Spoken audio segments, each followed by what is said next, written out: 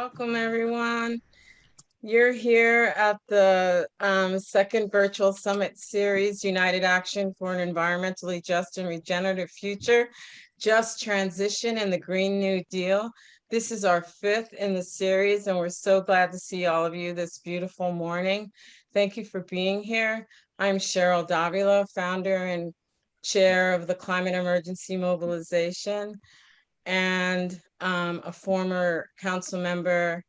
Welcome to the city of Berkeley, Ohlone territory, which is where I was a council member and put forth that legislation to change the signs. I'm grateful and thankful to the CEMTF committees, the steering committee, the planning and logistics, legislative, fundraising, design, and outreach for all the hard work these past almost 3 years now that we've been together. And I want to thank from the get-go, Karina, Dan, Andres, Lara, Cynthia, Jessica, Nalang, Jacob, Jill, Sarah, Elaine, and Jack for your presence here today. And these series have been great, and today will be as well. So I like to start with some definitions because they're wonderful. As an adjective, just is based on behaving according to what is morally right and fair. As a verb, just is exactly. Therefore, just is exactly based on behaving according to what is morally right and fair. Unfortunately, that is not the experience for far too many, especially BIPOC communities. Transition, the process or period of changing from one state or condition to another, is a definition as a noun, and as a verb, it's to undergo and cause to undergo a process or period of transition. We are in that transition now. We are in the emergency. I just lost my spot. The world, yeah. So yeah, we are in this period of transition. We must take full advantage of the opportunities we have to go through this process, ensuring justice, equity, sustainability, and resilience, and unity. The world must transition away from fossil fuels, eliminate extractive practices that got us here in the first place, and create an environmentally just and regenerative future now. There is no time to waste. The transition to holistic approaches that address the systemic injustices throughout our history, transition to heal the trauma caused by the various forms of racism, inequity, food insecurity, poverty, miseducation, and disinvestment. Transition to love humanity and human beings to address the climate emergency we are in. Take a deep breath. We have so much work to do and so little time. Commit to opening your heart and soul to address transition and a Green New Deal and a Green New World. Thank you again for being here. I just want to make sure that I didn't see Karina in the room, but I hope Karina's here because do you see her, Amos? I see, she's here. Okay, great. I'm sorry. I apologize. I didn't see. I meant to look, but I didn't. But I'm so honored to know and to have Karina Gould in our lives. She's the tribal leader and chair of the Confederated Villages of Lejeune and co-director of Segorte Land Trust, which is led by urban Indigenous women. Thank you, Karina, for protecting the Berkeley sacred sites, especially the Shell Mound on 4th and Hearst. And if you haven't, you can visit that site. It's AKA parking lot, and leave a note on the fence, say a prayer, and pay your Shumi tax. So thank you, Karina, for being here, and she's gonna take it away. Thank you, Karina. Cheryl, for always inviting me to be a part of this wonderful gathering of people. Good morning, relatives. Karina. I like to begin our days with the language of the First Nation people, my ancestors of this land. And then behind me is what most people now know in the Bay Area as Mount Diablo. It's our sacred mountain called Tirshak, and it's a place where we are created at. And when we begin to do this incredible work, I think it's important for us to pull in our relatives from all four directions. And I think that that's what Cheryl has been able to do over these last 3 years, is to bring people together, to begin to put our minds together about how we can change the world one step at a time, but also knowing that we are interdependent with one another.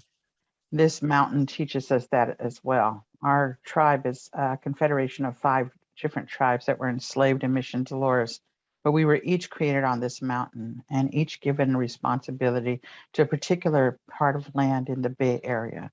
And today, as we share our territories with so many thousands of other peoples, we also share that responsibility of taking care of the land and the waters and our relatives that have no voice, those relatives that stand on 4 legs or fly in the sky or swim in our waterways. And today, as we gather together, we must not only bring in the love for each other as human beings, but the love for all of creation, to remember that we are a part of that creative circle, that circle that was created. We believe that our ancestors, that we were the last ones that were created. As human beings, we are the little brothers and sisters, that everything else was created on this earth before we were, and that we each had a job to do. My ancestors lived in reciprocity with this land for thousands and thousands of years, as indigenous people across the world have done on their lands, each given their own original teachings about how to be here. And we strayed away from those original teachings when other people came to our lands. And now it's time to come together with one mind to think about the next 7 generations after us. We are a bridge between the past and the future. And so every decision that we make is a decision for those next 7 generations past us. And so I wanted us to bring together those ancestors that we all stand on the shoulders of today into this space with us, and take a deep breath and bring in your ancestors from all of those places to be here with us to make this important work today go forward. So we take in a deep breath and we count to 4 and we let out at 8, right? Can we count in 4 and breathe out 8? We know that our ancestors continue to hold us from above and below, on the sides of us, in front of us, and behind us. And we call on them to continue to help us. We ask our relatives that have no voice, the waters, which we all know scientifically and traditionally is alive, and that we have a very small amount of water that is here on this earth that is going to get us through this crisis. And so we ask them to continue to bring their abundance to us now and to the world for the next 7 generations. We take in a deep breath and a count of 4. And we let the air go out. We ask for our relatives, our Mother Earth, who has soil that regenerates this place, that gives us our foods and our medicines, that nourishment continues to come out of her body and to bless the next 7 generations and beyond. We take in that deep breath and we let it go. And we take in a deep breath, this last deep breath for ourselves, for our health, our bodies, our minds, our spirit, our everything that we need to take care of those things that are hurtful inside of us, those things that are hurting our hearts right now. We take that breath in for us so that we can continue to stand and do this work today. And take in 1 breath.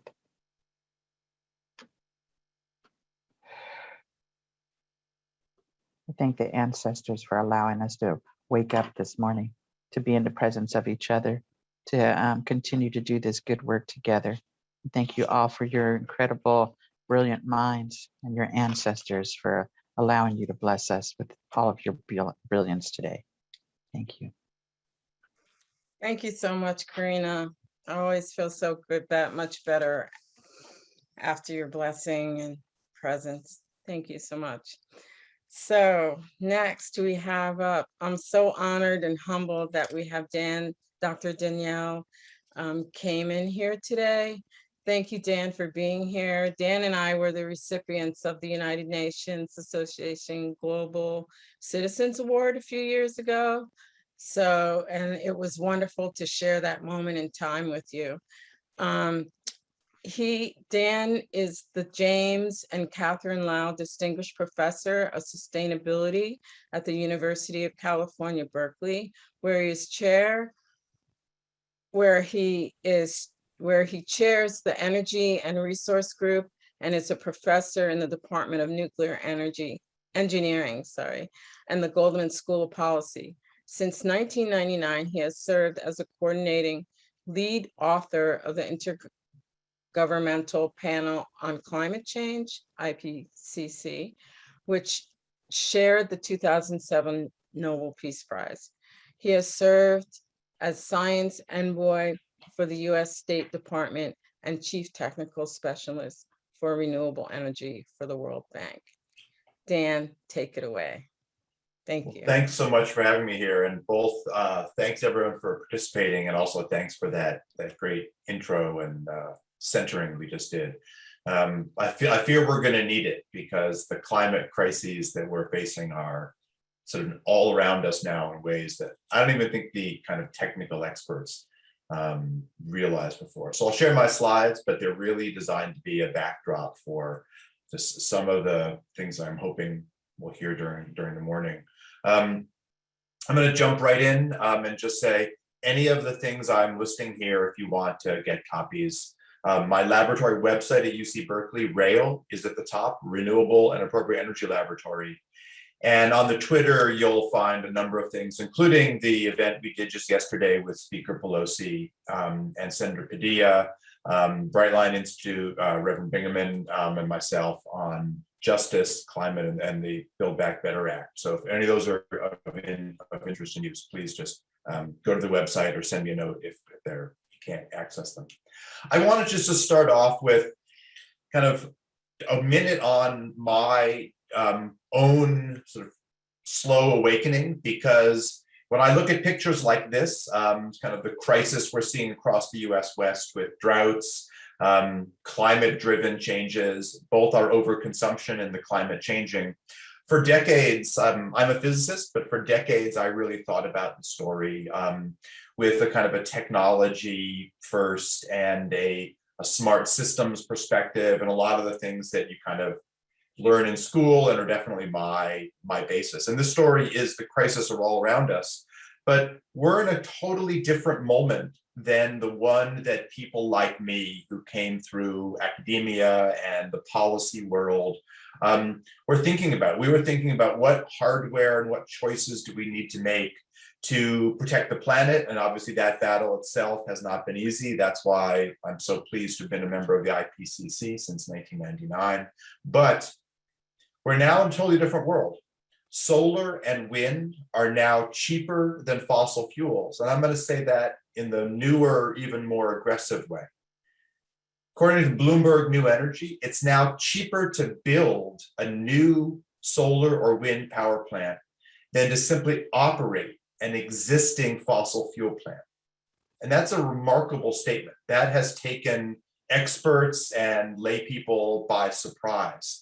And so what it means is that not only this climate meeting coming up in Glasgow next month that I'll be at, but the dialogue with the governor, the dialogue with President Biden, and the really impressive team that he's placed in the agencies is really one around implementing and partnering. It's not one where a given piece of hardware is too expensive or not available. Those are all excuses not to act.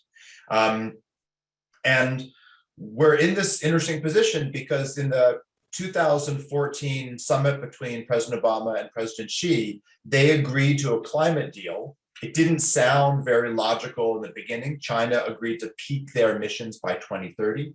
The US agreed to cut their emissions by 1/3 by 2025. And then of course we stepped out under President Obama's successor.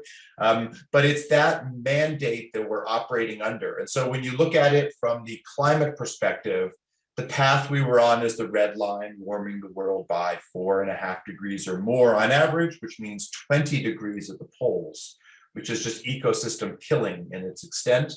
And so the agreements that countries made going into that Paris climate conference were, if you sum them all up, what everybody said they would do, they would have cut this red area off. They would cut off a degree of our pathway, and a little more even because of a second agreement called the Kigali Accord. But what that left, of course, was all of the gray, the needed innovations we needed to get to what was the goal at that time, limiting warming to 2 degrees. We've, of course, now already warmed by 1.3, and the IPCC has said 1.5 really has to be the guardrail. So there's virtually no room left.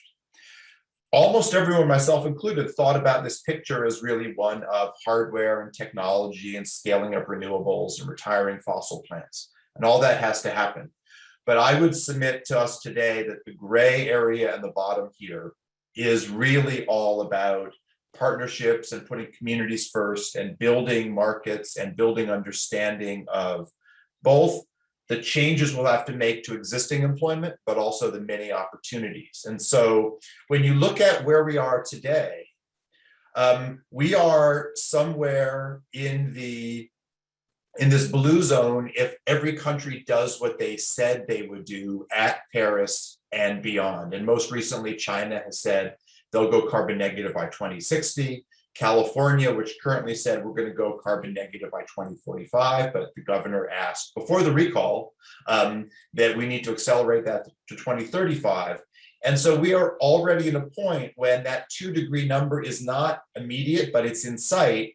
And the optimistic scenarios, if everybody does what they said, would put us pretty close to that. Now, that's not the green zone. That's this middle path. So the key thing is that what countries have done what they've said, not Denmark, not Germany, certainly not the United States. The only 2 countries that are right now certified to be on path because of their investment in clean energy are 2 African nations. The Gambia and Morocco are the only 2 participants that are on pace. Everyone else has made commitments and not made good so far on those levels. And so when I look at the opportunities to do things differently, I look around the country at what's happened at the federal level, where we now have Shalonda Baker as the head of the Department of Energy's Office of Equity and Workforce Engagement. And so recent funding for retrofit programs for low-income communities in Maryland. California always gets called out for all of our faults as a place where, between working through solar installation and training programs, the state's world-leading effort to build Cal and BioScreen, which I urge everyone to take a look at. It's not perfect, but it's a place to see what we're doing and see what our opportunities are to track environmental injustice. These are all the things that the federal government needs to pick up on, put into the Build Better Act, demonstrate that work, that generate more jobs. Because if we don't make that story work, all of the good work that's gone into getting us ready for this moment is not going to generate the kind of investments directly, locally, that will address many things that Cheryl highlighted in the beginning. And I'll start with an example here at home. I'm barely wearing my university hat these days because I'm transitioning this week to a job in the Biden administration in the Office of U.S. Agency for International Development to partner with Africa. But one of the things that we got done over this past year was a remarkable event. And I put these people up because I'm hoping you'll reach out to them. These are the 5 faculty that we hired through a cluster hire, 5 hires done all at once in environmental justice. Each one has a very outward-looking research program on community engagement, and each one is easy to reach. I'll be having lunch with them all today. But a funny thing happened on the way to this cluster hire. Suddenly, other units all across campus said, well, we want to be part of this too. And so this picture here is those 5 individuals, plus the 9 others that got hired in other units all across campus, looking to be part of what we're calling, and I'm chairing, this roundtable on environmental justice. I'm co-chairing with someone you may well know, Rachel Morello-Frosch from Public Health. And it's really an effort to hire faculty who are on the cutting edge of their own research, but are also directly involved in community and social engagement. Everyone here is worth a text or a phone call or finding their email, because they're all directly involved in the kind of topics that this meeting is about. And while what happens at universities is sometimes feels a bit far away, this is the first time in my 20 years here I've ever seen either a cluster hire or one that has been so inclusive and so focused on justice. And so I would offer this as kind of the most exciting thing for my brief comments today about the opportunity to engage with scholars on campus who really want to work directly with the community. Chris Schell in the bottom right just came from University of Washington. He works on urban ecology and community interactions. Danielle Rivera works on fence line issues and on injustices along the US-Mexico border. Bernadette Perez studies the history of Latinx settlers in the US West. It's a really empowering group to be part of. And so again, you could, if you need me to help, but reaching out to these people would be a great way to go. I want to say that before I get into very briefly a story of learning and negativity, and that is that as we all know, California has 1 million solar panels on the roof. That's about 2/3 of all of them across the country. And so we partnered with Google to see who had them.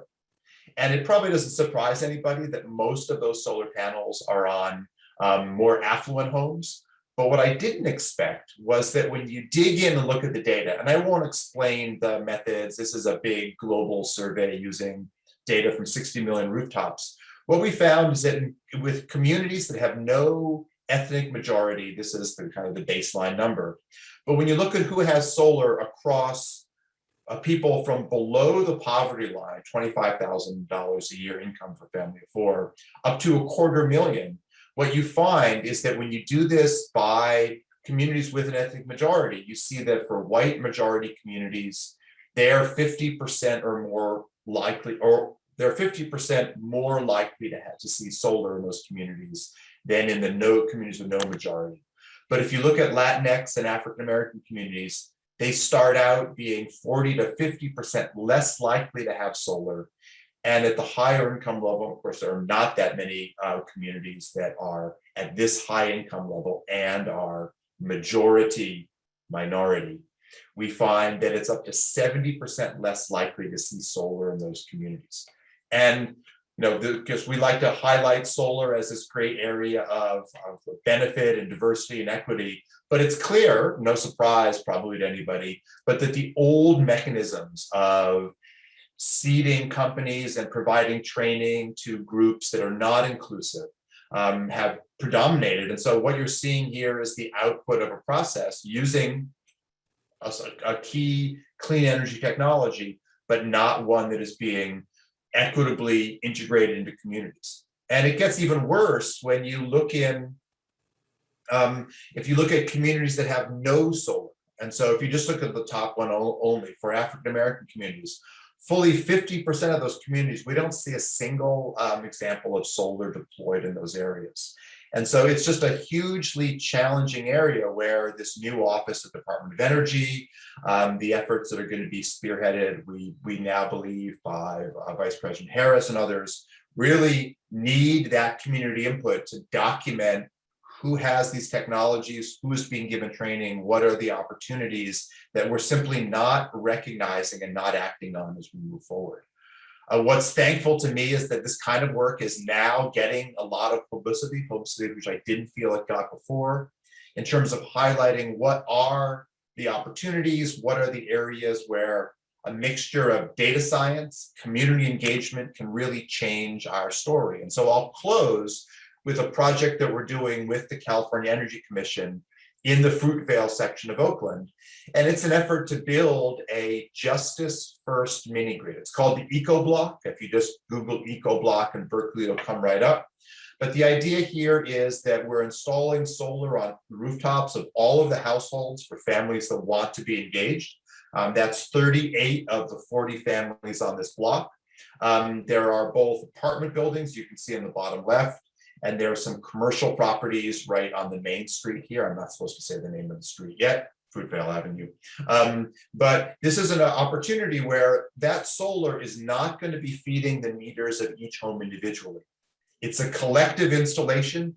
All of the energy goes into this gray garage being converted into a storage shed. And then the solar goes back to the homes. But critically, it also goes to electric vehicle charging stations that are not in people's driveways. They're on the street, so that people who are renters, don't have their own dedicated space, can get involved, can take advantage of low-cost leases for solar, which is coming from the state, but can participate in this kind of change. And here's one of the community meetings on the block. Some of you might recognize the street, but again, I'm not supposed to say. But this is one of the meetings where the community really decided what things they want, what things they don't want to have in the mix. And I highlight this example right at the end of my time here, just to bring up models of how to do installations, how to partner with communities that these so-called experts are learning real time. They're not the experts in how to do sustained community and integration management, figuring out how do you do leases, what happens when people buy and sell properties, and renters come and go. All of that is something that's critical to meeting those climate goals.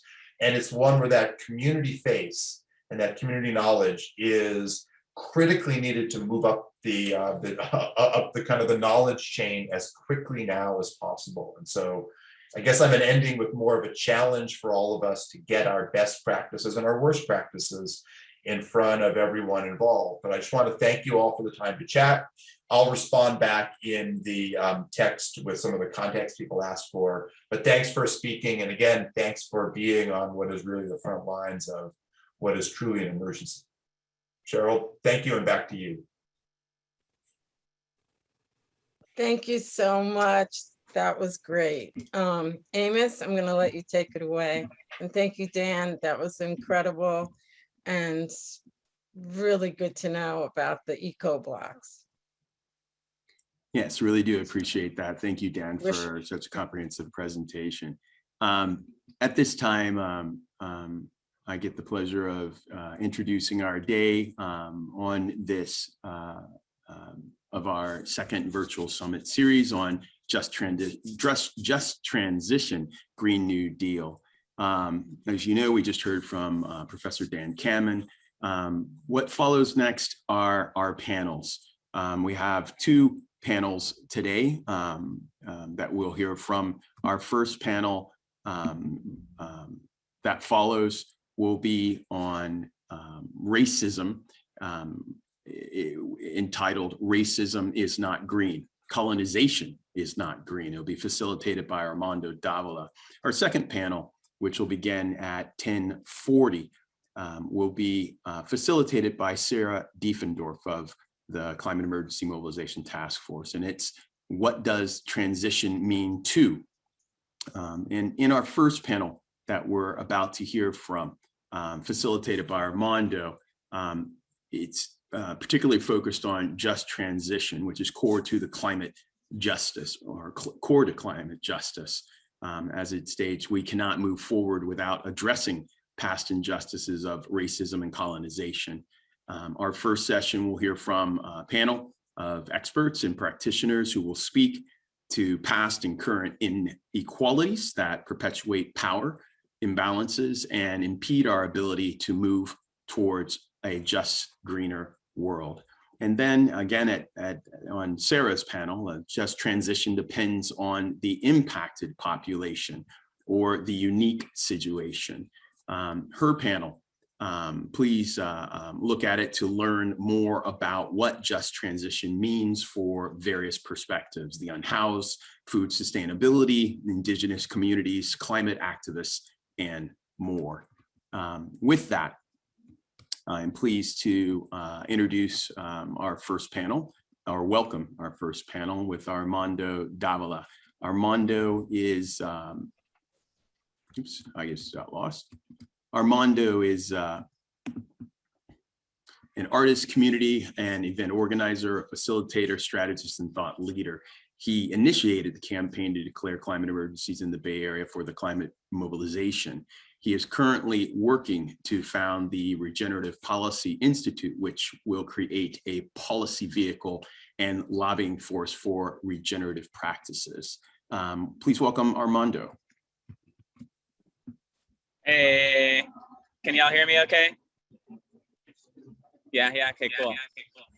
So it's true, with my mother and I, when she was on the Berkeley City Council, and the climate mobilization, we had this campaign to have the Bay Area declare climate emergencies in order to get a regional climate mobilization happening. And that was intended to be a literal regional climate mobilization and not a symbolic one. And that is still up in the air, with 2/3 of the Bay Area cities and counties having declared a climate emergency, calling for regional collaboration. That regional collaboration needs leadership and political force still. But we're here to talk about racism and colonization. The title, Racism and Colonization is Not Green, I would say is an understatement, a very vast understatement. Colonization, the subjugation of people, the forced assimilation of people into capitalism, and the correlating devastation of ecologies and integrated ecological and sociological systems and cultures was the beginning of what seems to be like a near end. But anyway, we can get into that later. I'm going to introduce the panelists right now, and I'll start with Laura Kiswani, and then Andres Soto, and then Cynthia Naha. So I'm going to introduce Laura Kiswani right now. Laura Kiswani is the executive director of the Arab Resource and Organizing Center, AROC, and is also a faculty member in the College of Ethnic Studies at SF State University. Laura has been active in movements against racism and war, for Palestinian self-determination, and international solidarity for the last 20 years. We'll hear from you next. Let me just introduce everybody first. Andres Soto became the Richmond organizer for CBE, a statewide environmental justice organization. 6 days later, Chevron blew up, and since then, Andres has been instrumental in helping to start and participate in the Richmond Our Power Coalition, the Sunflower Alliance, the BACMed Coalition, Bay Area Quality Management District Coalition, Protect the Bay Coalition, the Refinery Action Coalition, and Venetians for a Safe and Healthy Community. Andres has also served on the Richmond AB 617 Community Emissions Reduction Program Design Team, and has a great radio program on KPFA, which I listen to whenever I can. So glad for y'all to be here. And last, and definitely not least, we have Cynthia Naha.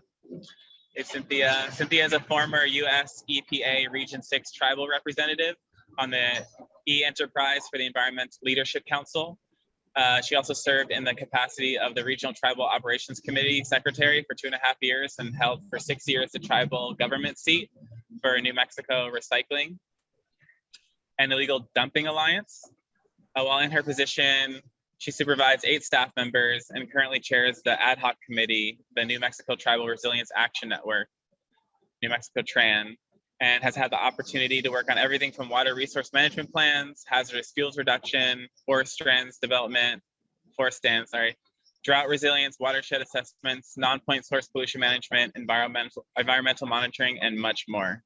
So you can hear that we have a very powerful group of people here to speak to you, and they're going to offer opening statements, presentations, and I'm going to pass it off to you, Laura Kiswani.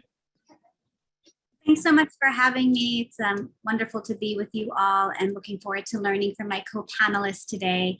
So I want to start with just framing how we at AROC understand environmental justice, and actually all movements towards justice, as really it necessitates a global redistribution of political and economic priorities, and priorities that go away from or move away from destructive and exploitive policies and towards life-affirming policies and practices, which I appreciate the grounding today, which really illustrated that. And the path to that is the path of decolonization. I want to quote the Red Deal here from the Red Nation, is that there is no hope for restoring the planet's fragile and dying ecosystems without Indigenous liberation, right? And that also requires an end to militarism. The struggle for environmental justice requires us to have an internationalist lens, one that incorporates an understanding of the ravages of global capitalism, and one that is understood as an economy based on exploitation and of human labor and the extraction of wealth from the living world.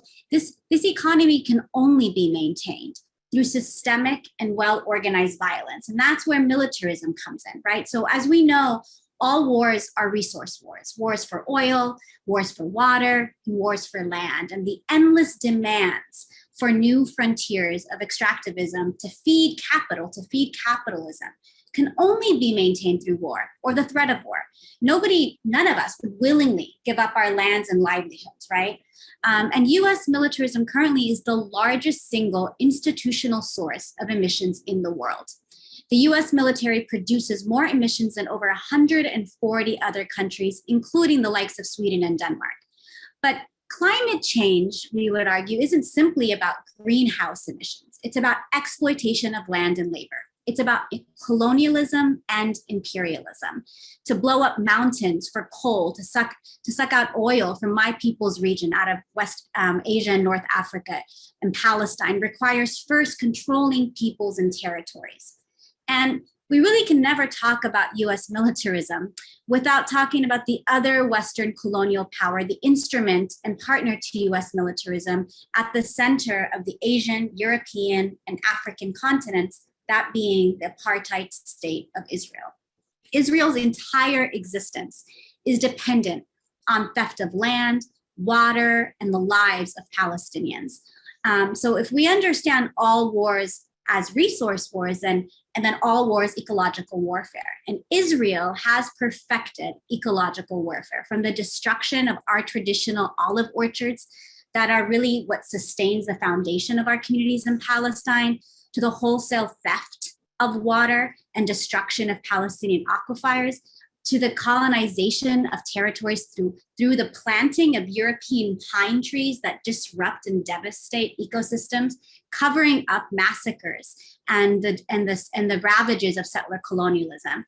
All of this, from the occupation of Palestine to the occupation of Iraq, to the sanctions on Iran, destroy land, lives, and livelihood. This is more than thousands of gallons of jet fuel burned up and spewed in the atmosphere every day. It's the real ecological catastrophe of US militarism, imperialism, and global capitalism. So Palestinians signed, for instance, the United Nations Framework Convention on Climate Change, but due to Israel's settler, colonial, and military rule over our land and the blockade of the Gaza Strip, we have almost no control over our own natural resources. We're unable to fully implement treaties or take on projects that can make concrete plans to address the climate breakdown. This is an example of how settler colonialism, US imperialism is an obstacle, and to say the least, to environmental justice.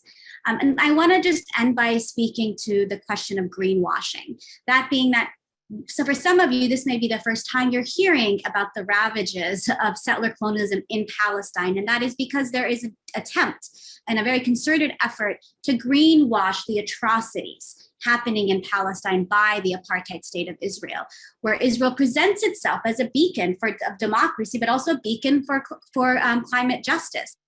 And we would argue that climate justice is incompatible with settler colonialism. Climate justice is incompatible with racism. And we have to have this analysis if we are going to move forward, understanding that solidarity and internationalism provide all of us with the tools necessary to overturn systems of exploitation and destruction, and to expand the terrain for all of our struggles for economic, racial, and environmental justice. And I'm very hopeful that today's conversation and the work happening locally, but also globally, will continue to strengthen our abilities, our movement abilities to really address this issue head on from a global perspective, knowing that we have to also work locally. Thank you. Wow. Blown away. Thank you so much for all of that framing and naming. I'm just feeling so enriched by all of that clear and very bad news. Clearly articulated bad news about the state of imperialism today. Under Soto, would you like to give us a warm presentation of your wisdom and knowledge? Sure. Yeah, and I really want to thank Lada for her perspective, because I think everything she said resonates also on a global scale. And I think if we, I'm a Chicano. I grew up in Richmond, but knowing my family history, it's been generations and generations of struggle just to survive and for justice, and it's rooted in colonialism. And the way I analyze it is that colonialism is a tool of imperialism. So we can look at human history, and all around the globe, cultures have created their own forms of imperialism. They've gotten bigger, they've gotten more sophisticated, new weapons, new tools, new strategies over time, but it's still the same process of imperialism, domination of others to extract the resources from those cultures. Now, when the Europeans began to engage in their colonial projects, the one thing that was different was, instead of fighting and dominating their immediate neighbors to take their shit, they went over to a completely new territory that they didn't even know existed, but they brought their same processes of conquest and domination and cultural destruction to the Americas. And it doesn't matter whether they were Spanish, Portuguese, Dutch, English, French, they all did it. And we are still dealing with that hangover. So when growing up in a community like Richmond, which is dominated by Chevron, but Chevron is not the only dirty player there. Chevron and the city of Richmond grew up together along with the railroad, and it created a structure that we are still trying to get out from under. And it's been at least now a 18-year project under the Richmond Progressive Alliance to begin to turn this ship around. So when I analyze Richmond and understand colonialism and racism in Richmond, we have to look at the systems of power. So one of the things that I've come to understand is that in order for Chevron to be able to get away with what it gets away with, which is processing crude oil that is extracted somewhere else and brought to Richmond, where it is processed to be distributed somewhere else, what's left behind is the toxic pollution that has been killing people for 120 years. Chevron, known as Pacific Oil and then later on Standard Oil of California, came to Richmond in 1903. So we are talking a long period of time, which means that is an established empire. I think what Chevron represents is the next phase of imperialism, whereas the United States Constitution, as an instrument of white supremacy and Euro-colonialism, is never going to achieve justice. We cannot achieve justice, true justice in the United States through the United States Constitution. It's an instrument of oppression. So that's where you create a state oppression. But what Chevron has done is created a transnational corporate imperialism, which means they can work with any government anywhere. And in a city like Richmond, they actually helped to create the government. In 1911, because of Standard Oil of California, Richmond changed its original charter and got rid of district elections and got rid of a strong mayor government. And it was one of the first communities in California where this structure was set up as a way to take away power from popular movements led by socialists that were popping up throughout California and led to the so-called progressive movement of the early 20th century. So we have been living under and continue to live under that structure in Richmond. The mayor is not got any appointment authority other than boards and commissions with the consent of the city council, and the city manager is still calling all the shots. So this is a corporate structure that was imposed on us in order to strip away popular power. They also control the politics and the economics of the community through their fiscal power. And so one of the things that has continuously been part of their team is the Richmond Police Officers Association, the Richmond Firefighters Association, the Chamber of Commerce, the Richmond Council of Industries. And so these are the entrenched interests that work to keep people divided on class lines, on race and ethnicity lines.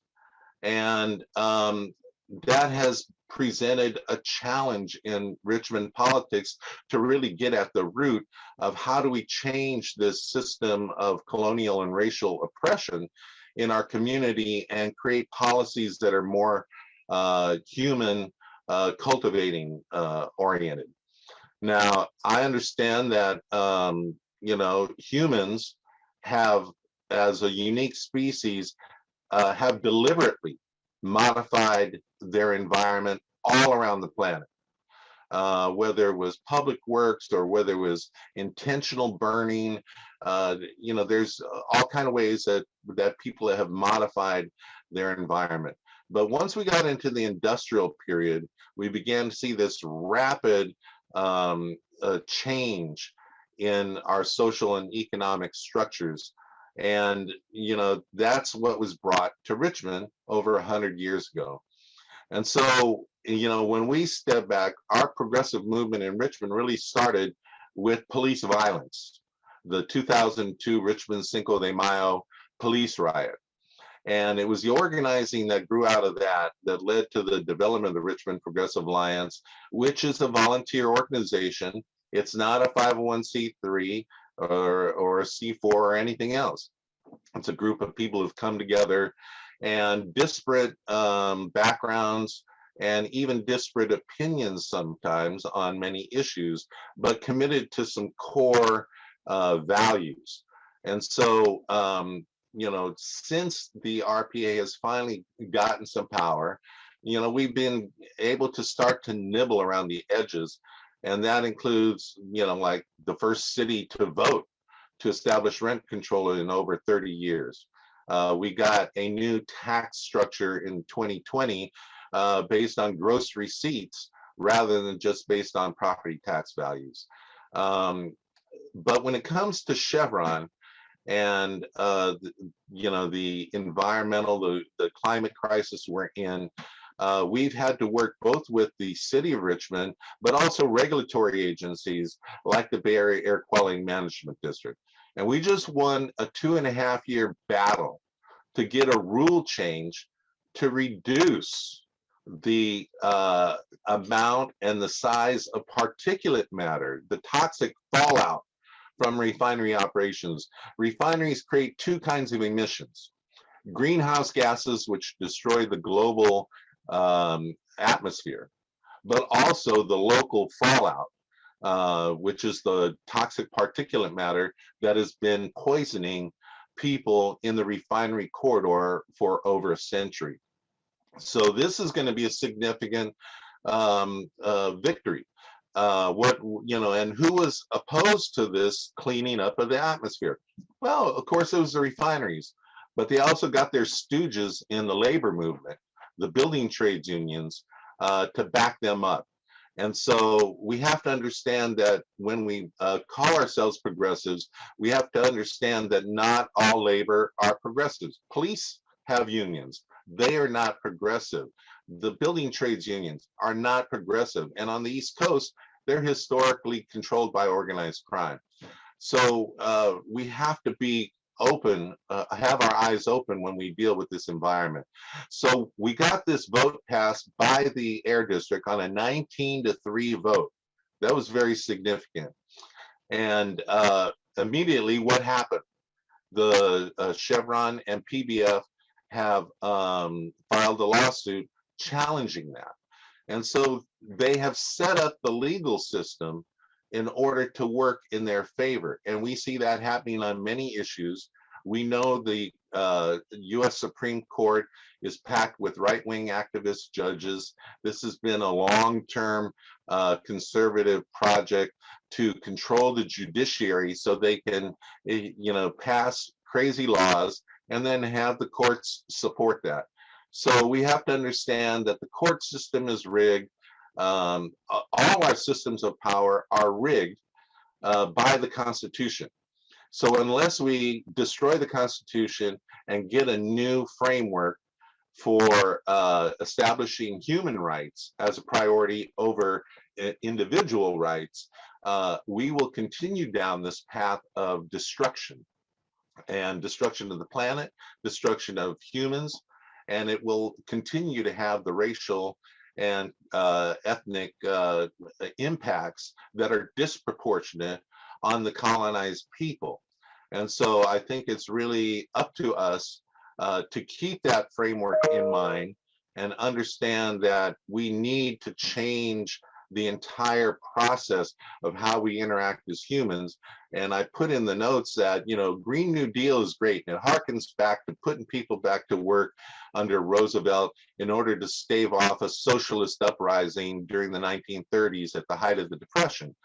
But I have begun to think that what did the United States do at the end of World War II because they were afraid of the socialist movement of the Soviets and the Chinese?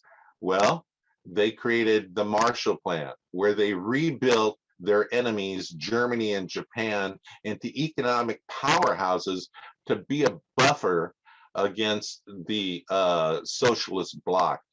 So I think that's really what we need to do, is we need to have a green Marshall Plan to rebuild our communities like Richmond, to stand up to the corporate capitalist system that is trying to tear us all down and destroy the planet without any concern for the future.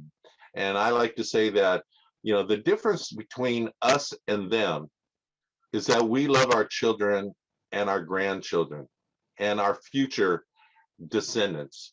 And the corporate people, they do not. They do not love their children. They do not love their grandchildren. Otherwise, they wouldn't do what they do. And it's unfortunate, but that's the reality through my eyes, growing up in the city of Richmond and dealing with all the systems of oppression. And so I hope to, stir your brains up a little bit there, and, that these conversations will continue. And I will be hanging on for a few more minutes, but I have to leave by 10:15 in order to do my my radio show. So thank you so much for having me, and thank you so much for letting me espouse my perspective. Yeah, thank you for espousing. That was quite the espousal. Yeah, I mean, the through line between colonization, imperialism, and our corporate state today is a very clear one. It's war and militarism abroad, and corporate capture, and forced poisoning and enclosure domestically. So that's very clear, and it's really. I was actually setting up an air quality monitor for a study to regulate the Chevron when Chevron had a flare up recently, and had my own lungs and mind poisoned by that particular matter. And I phoned it in, but by the time I phoned it in, I hadn't felt the full impacts of the flare up. And so the poisoning, I got to experience that poison directly just recently. And it's not a joke. People are dying in Richmond from all this. Cynthia Nahab, would you please grace us with your wisdom? All right, well, good morning, everybody. Today is a great day, just as well as every day, to be Indigenous, and I'm coming to you live and direct from Santa Fe as a merciless Indian savage. If you're not familiar with that term, it's in the actual Declaration of Independence. So here I am being savage to the fullest on every day, all day, 24/7. Thank you for that introduction. Again, my name is Cynthia Naha. I'm a member of the Hopi tribe. I'm also Tewa and Ihanktawan Dakota Oyate, which is the Yankton Sioux tribe out of southeastern South Dakota. Wasn't really sure the perspective to come from today because I kind of have a different role in which you see on the agenda. In my previous position as the former director of natural resources for the Santo Domingo Pueblo, and coming to you today and speaking from a perspective not only as a federally recognized Indian, but also as somebody who's worked with federally recognized tribal government in the capacity of natural resources and cultural resources management, along with environmental protection. I've been doing my job for the past 20 years. And a lot of what really, so to speak, got me encouraged into doing environmental protection and natural resources work is coming from Hopi. I grew up both rural and urban, or res and non-res, I guess, if you want to say. My family used to work at the Intermountain Indian High School, which was a boarding school in Brigham City, Utah. And then when that closed down, they went to Phoenix and worked at Phoenix Indian High School, which is another boarding school. So I do come from an era of boarding school generation from my parents. Both of them were boarding school members and just, well, in a way, boarding school members. And then the way that they met, there was actually a program sponsored by the Church of Latter-day Saints that my grandmother put my father in so that way he could get a better education, and, so to speak, just ended up leaving the res and, experiencing what life was like in Utah, and getting a different aspect. And I'm not sure if any of you are familiar with federal Indian law and policy, but there's also the relocation era, which of course took many of our native people off our reservations and relocated them to the cities, promising them, jobs and education and other things of that nature, which really, of course, as we know, the federal government doesn't always fall suit with what it says it's going to do. So that where it, so to speak, has driven me to my position. And as a youth, living on Hopi when I was younger, I'm pretty sure several of you might be familiar with Black Mesa Water Coalition with Ine Bigay and Wahala Johns, Roberto Nut Lewis. When we were younger, we faced mining issues from Peabody Coal Company. So we had Peabody Coal Company up in the western portion of Navajo Nation, which is also parts of sacred sites in our traditional territory as Hopi people, as we made our migrations when we came from the third world to the fourth world. So we've experienced, what it was like to have, a mining operation within 100 yards of our villages and stuff, not 100 yards, but 100 miles of our villages and stuff like that, and although that at the time, and this is, I believe, in the early 30s, maybe 40s and 60s, when they signed the life of mine with Peabody Coal Company, the first go around, where it was really a shady deal. The Hopi tribe had an attorney who was also coincidentally the attorney for Peabody Coal Company. So it's really kind of interesting how that was all finagled. So the tribe signed off of it, was promised all these royalties. And then, of course, we've gone through years and years of fighting Peabody Coal Company. Of course, Mojave Generating Station shut down, Navajo Generating Station shut down. So the area I'm speaking with, if you're not familiar with, is in Arizona and around the Four Corners area. So, as youth, we started advocating because, we knew that at the time we were going to be the ones left with the repercussions of the mining tailings and what's left as far as once Peabody Coal Company moved out, or once we no longer, mined coal, what were we going to be left with?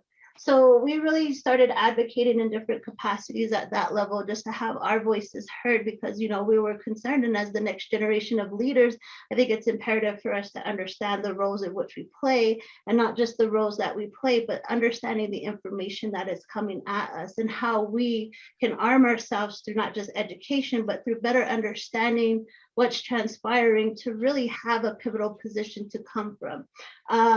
Being, so to speak, I guess, federally recognized and working in federal tribal government, I think it's really helped me hone and understand better what my experience was like as a youth in dealing with environmental justice issues and climate justice issues. And of course, at the time, I was just barely getting into a lot of the grassroots organizing and the boots on the ground type of work, or the moccasins on the ground type of work, where putting it all together to understand what was happening at that point in time, and then what were the long-term effects that were going to happen eventually. So now, you know, that Peabody Coal Company is no longer mining the coal, and Mojave Generating Station is shut down because that's where the coal would be sent to, which is like 270 miles away, and they would make slurry with it using our only source of water from the Navajo Aquifer to make the slurry, send it to Mojave Generating Station in Mojave, Arizona, and then provide electricity for LA, for Phoenix, for Las Vegas. But yet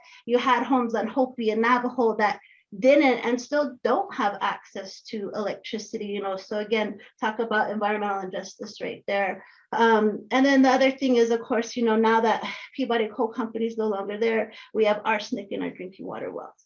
So you pinpoint those connections and that correlation, you can understand the impacts that a mining operation has caused, you know, 60, 70 years ago, but at the time, nobody really thought about those repercussions and what we were going to be left with once they were all said and done.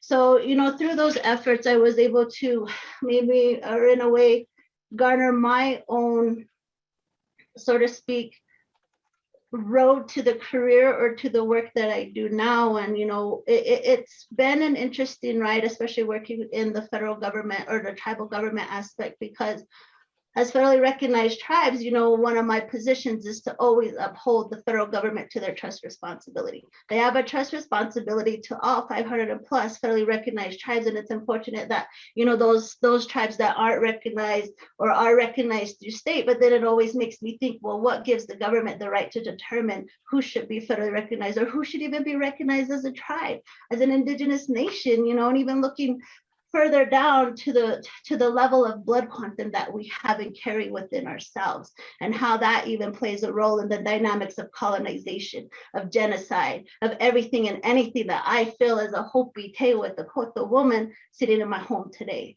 So through those experiences, I've been able to learn more on how to, sort of speak, advocate for what we need us as federally recognized tribes, as indigenous people, as tribal peoples, what we need to do to better understand managing our lands within our reservation boundaries to ensure that we're providing that protection for the environment, for the natural resources, for the cultural resources, for our relatives that our creator has created.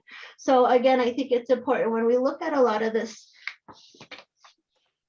what's transpiring around us, especially as we talk about environmental justice. Well, we know, you know, of course, it was mentioned earlier by Laura, you know, being relocated or having your land stolen. And I was reading somewhere not too long ago where they're talking about how tribal and native nations and those natural resource managers are one of the most keen stewards of the land, but then they show like just a small percentage of land that we manage today versus what we could have managed a long time ago. And I know there's the whole movement of land back, giving land back and stuff, and really making that become reality. Because in the world that I work in, you know, everybody talks about shared stewardship, co-management, but what does that mean when it comes to a reservation boundary? What does that mean when it comes to working with the tribal nation, with the Pueblo nation, with an indigenous nation who is, so to speak, subjugated to policies that weren't created for them, by them, and now we have to follow them, so to speak. So a lot of the work that I do is really understanding how I can utilize my experience, my advocacy, the work I've done to begin to change, hopefully change policy. If we can have the first Native American woman sit as the first Secretary of Interior, then anything is possible. At least I believe in my current position and the roles that I serve. As mentioned, I've sat on federal, regional, and state committees where I've advocated for tribes, for Pueblos. I've advocated for different capacities within the realm of management work that we do. And it's interesting when you do go back to DC, because not everybody thinks that Native Americans exist, or if we do exist, they didn't know that we could live in the cities and stuff like that. And I'm all like, well, you could thank the relocation program for that.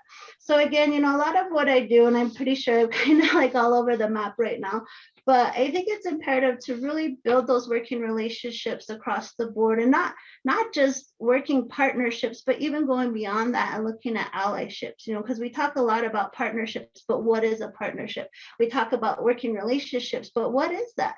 And I think for me, in a lot of ways, I'm hesitant to just jump on board of a lot of stuff, especially now with everybody talking about JEDI. Well, what is JEDI? What is justice, equity, diversion, and inclusion if you're not at that table? If you're not being able to play a role in policies and regulations and laws that are being developed around you, but have no intention of including you. How is that fair? How is that just? How is that equitable? So for me, it's really always taking the time to better understand the positions at hand, to provide my perspective, and to really advocate for what we're all talking about. I mean, it's fine and dandy to talk about shared stewardship and co-management, but what does that really mean when you're leaving out key rights? There's not stakeholders, but rights holders. What does that mean? And how do you really transcend across those boundaries to make it meaningful and to make it work? So with a lot that I have going on, it's really, really looking at it from that perspective, from within inside our tribal, our Pueblo communities and out, and really trying to make those connections, not only to uphold the federal government to their trust responsibility, but to perhaps enable change, perhaps enable, as it was mentioned by Andres, he talks about the Constitution and doing away with the Constitution. That would be fine and dandy, and especially having a different approach where we're all key players at the table and we all have an opportunity to voice what we want to share and how we can collectively create what we're all talking about is a better place to live. And really, how does that happen? How do we make those changes when we've gone through so much in just these past generations? And it always leads me to the thought, and I reflect on this thought a lot. And I take the motto from Seventh Generation Fund, which is an organization up there in Northern California, but they have a motto that says, be a good ancestor. So today in the work that I do and everything that I believe as far as advocacy, as far as changes in laws and policies, is really looking at it from that perspective of how can I be a good ancestor and what kind of changes am I trying to enable that can actually perhaps create a tangible result that we can actually see and feel versus just talking about it. Because I know it's a lot to just come here and advocate or voice, what it is that we're working towards and how we plan to get there. But I think, it comes to that point where, there's so many of us that want change, that are advocating for change.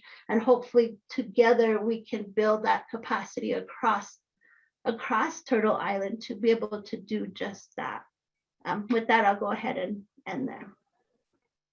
Thank you for that storytelling about your lifelong journey in this movement. And something that struck me is just how it felt to me that you are really sitting in the heart of the empire, begging for honor, respect, and dignity in the face of ongoing pollution and oppression and silencing. And that's really hard work. And yeah, I really appreciate everything that you shared, all the work that you're doing for your community. To me, I heard a pretty clear through line through our three speakers, but I was hoping y'all could speak to that. And as well, when I think of justice and what the world needs right now, it's a regenerative vision, a justice that restores ecologies, cultures, people's health and dignity, their ancestral relationships to place, and takes account for the history that brought us here to the point where our world is on the edge of destruction with world powers who, through the privilege of colonization and oppression and consolidation of resources, just don't have to honor agreements. They don't have to honor the hard limits of the earth. They don't have to honor the integrity of various communities and their relationships with place. And, these corporations are free to run amok and pay lobbyists and engineer the situation to their own liking. And so I'm curious to hear from y'all how you see justice moving forward, how you see, where you see the pathways of regeneration, liberation, and restoration of this world and your various communities. Anyone can pick that up first.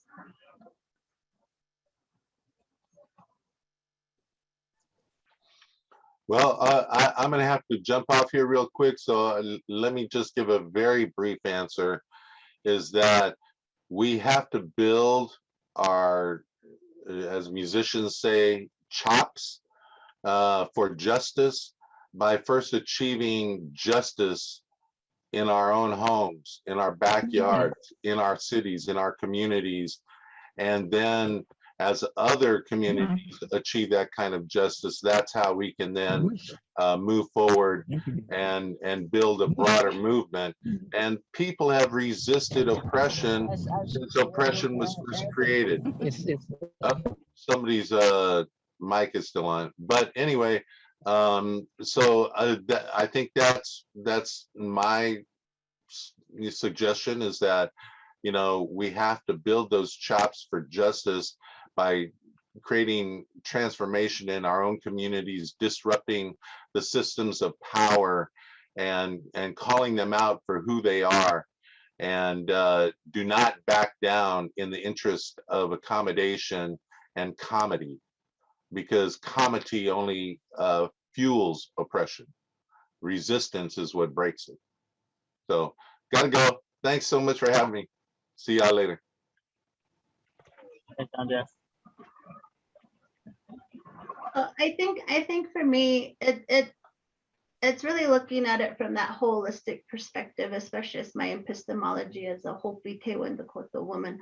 I think of our creation stories, I think of our migration stories and why we're here and why we settled where we've settled, and just the work that transforms around that, and understanding to the depth and degree why we have the cultural teachings that we have and why we have the ceremonies that we do, because it's all connection to the land, it's all connection to the sacred sites, it's connection to everything and anything we are as far as our identity is concerned. And I exist just as much as the grasshoppers, the rocks, the grass, and everything like that. We all exist in this, so to speak, this space and time where I feel that we forgot that deeper connection, not only to the land but to all of creation.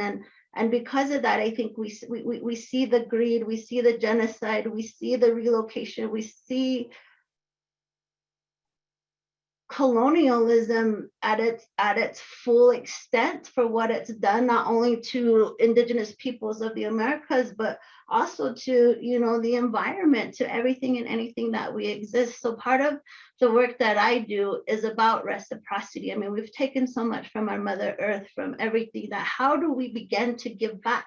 How do we begin to heal our Mother Earth, so that way perhaps we ourselves have healing as well? And I think about, we have, the stories that are told to us, and there is a story in Hopi that does talk about, the two different ways of life that we can live. And of course, one, if you're humble and you do everything right according to Creator's plan, it's gonna be a hard life, because one, as Hopi people, that's part of our creation story, where we came from the third world to the fourth world, to the Sipapuni. There's that ear of corn that we picked, even though it was short, stuttle, didn't have a whole lot of kernels on it, we knew that we were going to have a life of endurance, and we knew it was going to be hardships, but we knew we would eventually thrive and survive and sustain ourselves within our natural, or within our homelands in northern Arizona. And we have connections here to the people in New Mexico, especially when it came to the Pueblo Revolt, and when we revolted against the Spaniards when they first came in 1680. So there's a deep history and connection, I feel, not only to myself and to the land and to everything that I come from, but also knowing that if I take the path of being humble, yes, it's going to be harder, but if I take the other path where it's a path of easiness, where you don't have to work as hard and everything comes to you, but there's a lot of repercussions that come with that, because there's a lot of greed, there's a lot of selfishness, there's a lot of hate, and it's called Prophecy Rock, and it's out in Third Mason, and people are allowed to go to it. I mean, I think it's still there. It is protected though. So I always think about those concepts that I was raised with from my saya, from my soul, from my tetes, my fa's, my grandparents, and even my father, you know, and just remembering where I come from and who I come from, I think is the most important thing for me as I do this work, because it's not easy. And I never imagined myself, you know, coming from the Hopi Reservation and traveling to Washington, D.C. to advocate for tribal and Pueblo people at that level with the US EPA. I never thought I'd be sitting in meetings where I was taking the lead as far as looking at what Bureau of Reclamation is and isn't doing, and how we can ensure that tribes and Pueblos have a way into all these policies that are being created around us, for us, but not by us. And how do you really introduce the concept of Native nation rebuilding, so that way we are the ones that are setting the standards, setting the protocols, writing the laws, writing those regulations that impact us the most within our reservation boundaries, because we know we can't, I mean, yeah, you can pick up and leave as an individual tribal person and go to the city or do whatever what it is you want, but as a collective, as a tribe being federally recognized, you just can't pick up and move. We couldn't just leave. And that's the same thing we face with climate change. We can't, relocation, I know there's a lot of efforts, especially in the Alaska Native villages and down in the Gulf of Louisiana and stuff like that, where there is opportunities for relocation. But when you look at the larger picture, I know, like for the tribe I worked for, Santo Domingo Pueblo, you know, relocation isn't a possibility. Probably not even within the reservation boundaries. Maybe it is, maybe it isn't. So there's a lot of these, so to speak, confines that really pivot us as tribal indigenous people here in America, especially if you're federally recognized, to that helm, if you will, of the federal government, because we're still considered wards of the federal government. And that's why it's imperative to ensure that we're upholding that federal trust responsibility, because they have their, again, I guess, you know, it's there, so they need to ensure that, you know, when it comes to a lot of these things that are transpiring in and around our communities, to make sure that it is equitable, to make sure that it is being inclusive of who we are, especially as sovereign nations, you know, and really making that way, or providing the opportunity and a path for us to actually sit at the table, versus being an afterthought to whatever it is somebody might be doing or wanting to do. So I think it's important to really, for me, to look at it from that, not just that holistic perspective, but from how I was raised, and again, my connection to our Mother Earth, because that's where my identity lies. That's who I am, again, as a Hopi, Tewa, and Dakota woman. Thank you. And I would just add that I think we have a lot of learning to do, right? So here in the United States, we assume we have the solutions, and in large part, we are the reason for the problem, the root cause of the problem. And I wonder how much learning is happening and is possible if we look to Cuba, Bolivia, to look to movements, indigenous movements across the world, those who are closest to the problem are closest to the solution, right? And we know that as an organizing philosophy. And I think if we apply that to our movement work across the board, whether it's environmental justice, other racial and economic justice issues, we can actually get closer to a clear strategy towards liberation, because any policies we're advancing or any organizing we're doing to move us closer to these solutions has to be rooted in anti-colonialism. It has to be rooted in the sovereignty of indigenous people and in self-determination and anti-racism. You know, the global pandemic has really exposed that for all of us, that we cannot see ourselves in isolation. We have to understand ourselves as part of an international community. And to the point raised earlier, there's a lot of good work happening, right? So all the work around defunding police, how can we apply that to defunding the military? How can we learn from the ways in which people are actually chipping away at these systems of oppression, right? How can we overturn these systems of oppression through organizing strategies that build across movements that don't benefit one and undermine others, right? We have to understand our liberation as tied, and that we can actually learn so much from the global South, since they are closest to the problem that the United States has actually advanced through US imperialism. And there's so many, I've been to Cuba and I've seen for myself what amazing work is happening on the ground, despite some of the most impossible conditions, right, that they are facing. I think that to me also illustrated that not only the resilience of humanity, how much we can actually endure despite impossible conditions, and our potential for something quite different, but also the fact that we are part of a global community. Because when you're in Palestine, they're not just looking at them Palestinians. For us, we don't see ourselves as just Palestinian. We see ourselves as part of a global movement against racism, a global movement against capitalism, a global movement against US imperialism. And I think if we could understand it as such, it actually provides us with so many opportunities for clear strategies. I think my main thing would just say, let's learn more. Let's learn from others and not assume we have the solutions, because there's so much good work happening, both here in the United States. I mean, we should be learning from the water protectors at Line 3. We should be learning from people across the world who are really fighting every day for their dignity, but not for their own dignity. They're fighting for the dignity of humanity and for all living beings and things in this world.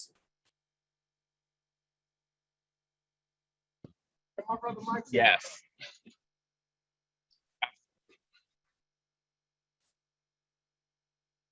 Yeah, I completely agree with that. Can you hear me?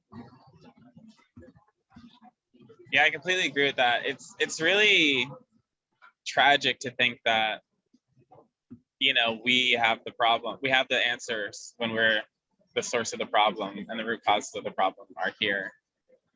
But I feel like that is still the prevailing consciousness in the United States, is this kind of narcissistic presumption that we are the savior when we've created the problem. And something that really kind of just freaks me out is, we know this thing's going to play out in a deeply unequal way if business as usual, power as usual, imperialism as usual continues. And yeah, I mean, I don't know how we invert the power dynamic around the world, but it's a really huge obstacle. Imperialism, colonization, racism are huge obstacles. As was alluded to, indigenous people are protecting the world's biodiversity. Like just our empire alone, if it ceased, it would do so much good. And yet we can't, if another global power comes and takes our place, then that doesn't do us a service either. And so we have a really complex maneuver to pull off as a species, and then a subset of species of people who would fight for liberation from these world destroying, people destroying, earth destroying, water destroying systems. It's kind of a daunting task. And I don't know, do y'all have do y'all believe, are y'all believers? Is this kind of transformation that is required to preserve the remaining biosphere and what's left of a habitable climate something that you can feel, you have faith in, or is it something that you just fight towards with a sense of despair? Just maybe a loaded question, but I'm curious. I'm like, yeah, that is pretty loaded question, but that's just the thing, is like, I can't do the work I'm doing if it's just going to lead to despair. Then what am I here for? And that's what I tell everybody across the board, because in my tenure at San Domingo Pueblo, when I first moved here, I used to live in Northern California for about 5 years, Eastern California for 2, worked with Pomo tribes, the Paiute Shoshone reservations. I have experience working primarily just with tribes and tribal government, because that's my focus and that's who I am, and that's really where I feel my passion lies.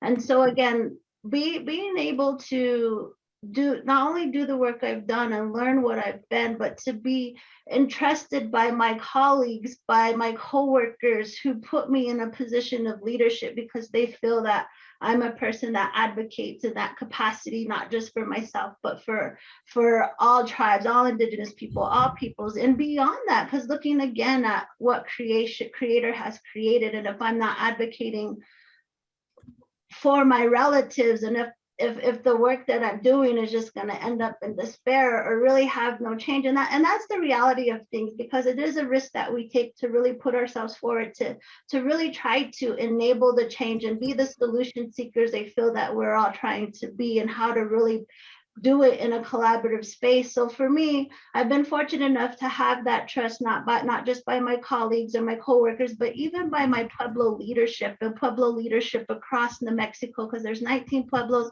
3 tribes here, but there's like 68 tribes all together in, you know, what's called US EPA Region 6 and working in Region 9. But even all across, you know, Turtle Island, I have a lot of people that really do support and believe in the work that I'm advocating for on behalf of everybody.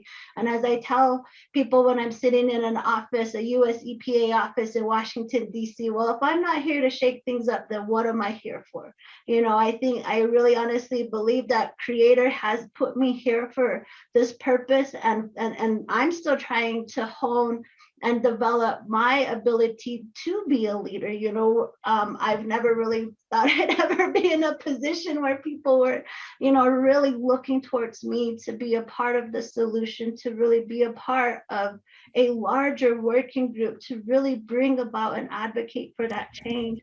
And again, you know, it's hard work, you know, being a leader. You know, you don't just think of yourself, but you have to think of everybody else. And with my new position that I have, I get the opportunity to go back to school to get my master's degree, which is something that I've wanted for quite some time. And it's been almost 20 years since I got my undergrad, because as soon as I got that, I just, you know, started working in that capacity and building my career, I guess.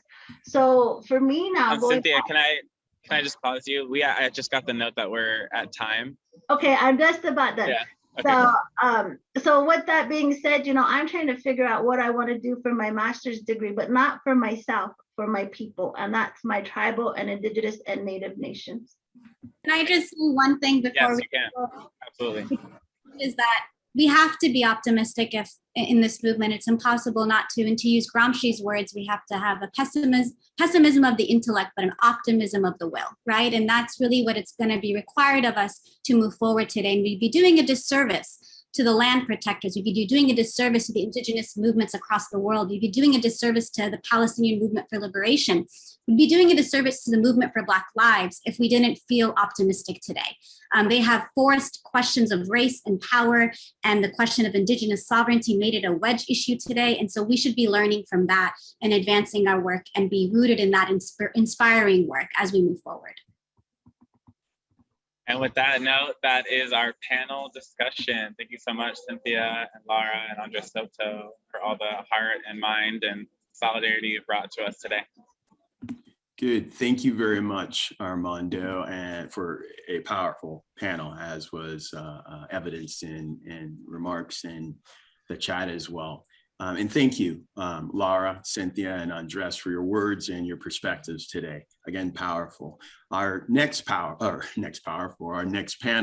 is, what does just transition mean to, and this will be facilitated by Sarah Diefendorf. Sarah is a member of the Climate Emergency Mobilization Task Force Steering Committee and also of fundraising committees, and also director of the Environmental Finance Center West at Earth Island Institute. For approximately 15 years, Sarah has worked with Native American tribes throughout the American Southwest to help build their green economies by supporting strategic solid waste and recycling, climate vulnerability and adaptation, and water protection planning.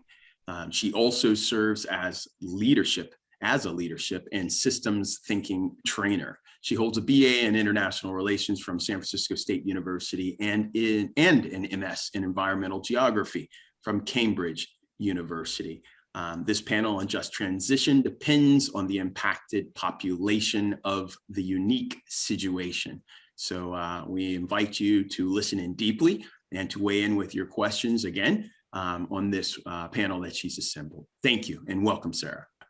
Thank you, Amos. And you've got a sort of a purple fuzzy thing going on in your screen there. There we go. Sorry about that. That's okay. I thought that was my fault. I was worried. Can't see myself on here. Okay, so welcome back, everybody. we have our next panel. And as Amos said, it is what does transition mean to, and in this case, what does it mean to the unhoused?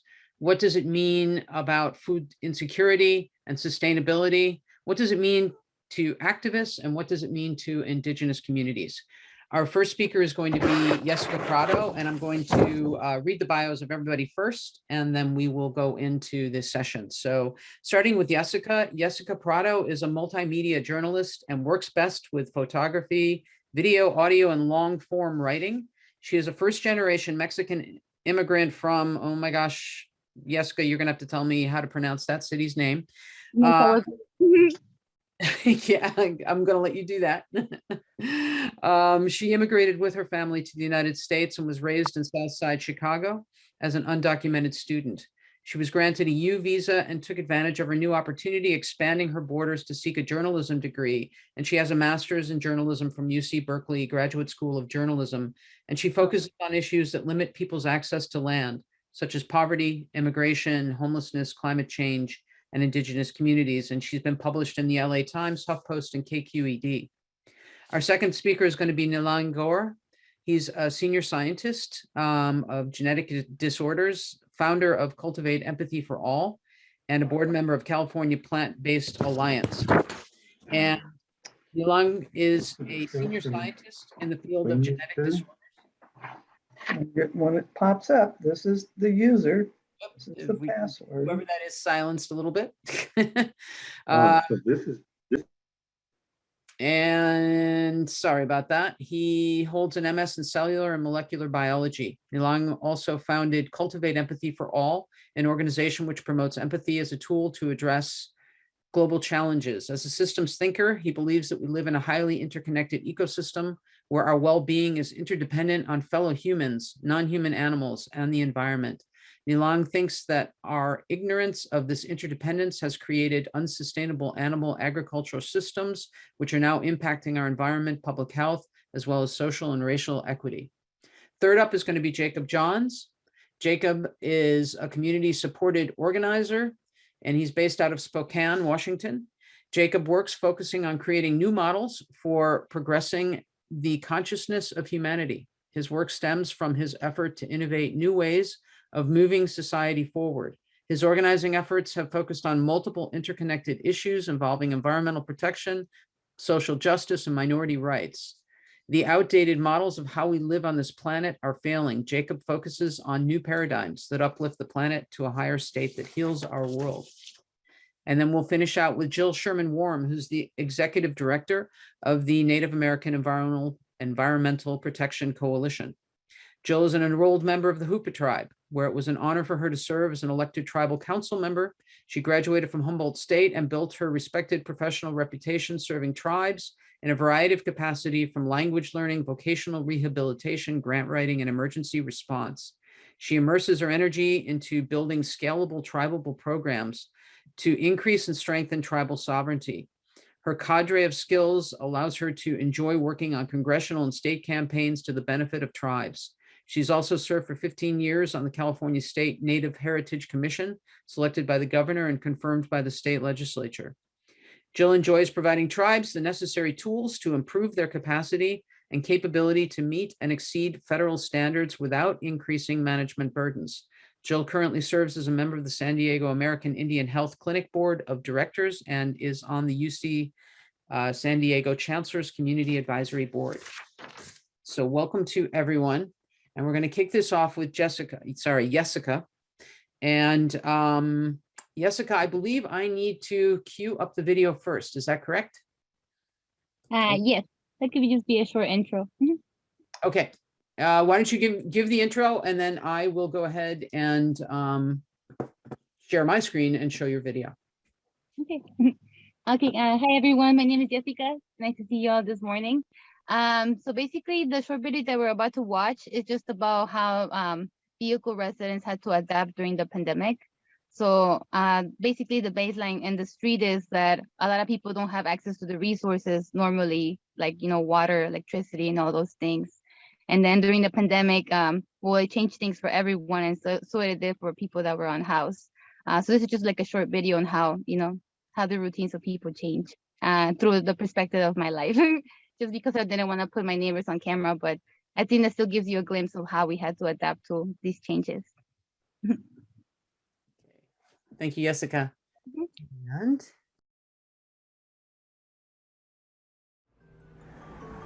You wake up in the morning to the usual sounds: chatter, honking, and the rubber tires speeding away down the street.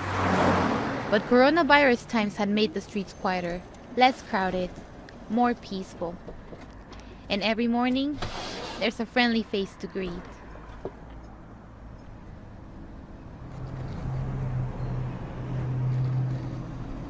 Good morning, Jake. Hey, good morning, you. How you doing? I'm doing good. You want some oatmeal? Yeah, sounds good. I keep my cooking simple. No refrigerator or working stove limits their choices, so I make galera oatmeal. Oatmeal. I feel blessed to have food every day. Nothing in this life is ever granted, and the virus has only made it more clear. These days, like many people in quarantine, I work from home. Except for me, my vehicle is my home. In 2014, I moved to the Bay Area. As a grad student, I worked the night shift at Whole Foods in San Francisco before deciding to quit the job, the rent, and the long commute and buy an RV to live in. This is the first place I can call my own, but there are challenges: lack of space, plumbing, and amenities, no political support, uncertainty. After the shelter-in-place order began in March, finding resources has become harder. But at the same time, new volunteers are coming out. I'm doing good, thank you. Oh, good. Appreciate it. Running inside or here? I can put them inside. Okay, Yeah. perfect. While many people living on the streets must fend for themselves, I live in a community with other people living full-time in their vehicles. Well, you in what? You said ham and cheese roll? Or? Here, I'll give you 2 fried eggs. And ham and cheese with you. Cheese is fine. So fried egg and ham and cheese. Hey, Lucian, are you home? We are very lucky to have each other.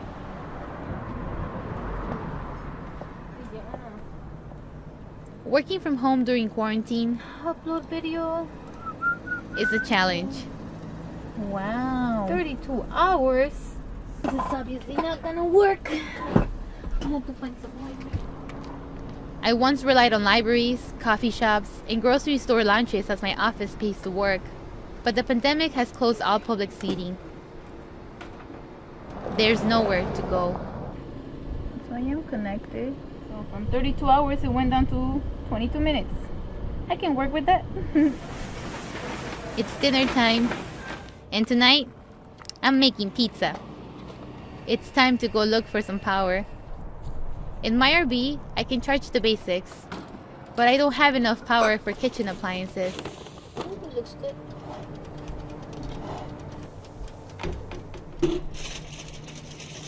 Nice. Protests have erupted across the country after the death of George Floyd, asking for change and justice. I also want justice for society to do right for all of our people. Hey, Jake. Hey, you awesome lady. Welcome home. Want some pizza? Of course I do. I'm hungry. Yay. The batteries died, but I still got batteries. Sweet. On the evenings, I take care of my chores to remain hidden as I'm breaking the rules. No illegal dumping. No trespassing. Maybe not this one.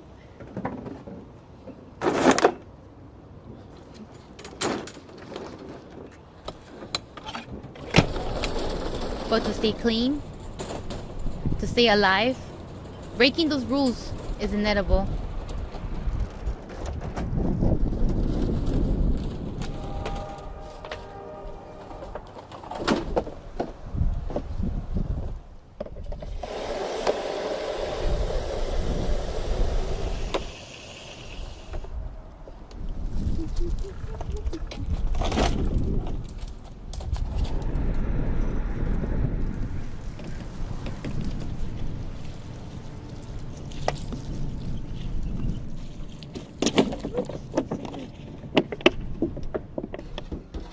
At times, doing chores takes a couple of trips. They would take much longer if I was always on the move. For now, I'm lucky to be stationed. After coronavirus closed all the gyms, every night, I come and get my hot water behind the grocery store. At times, it's a hit and miss. The receiving dock will either be too busy, and coronavirus has had grocery workers working longer hours, restocking goods overnight. And as more businesses open back up in the area, it's only a matter of time before we're forced to leave and search for a new place to start all over again.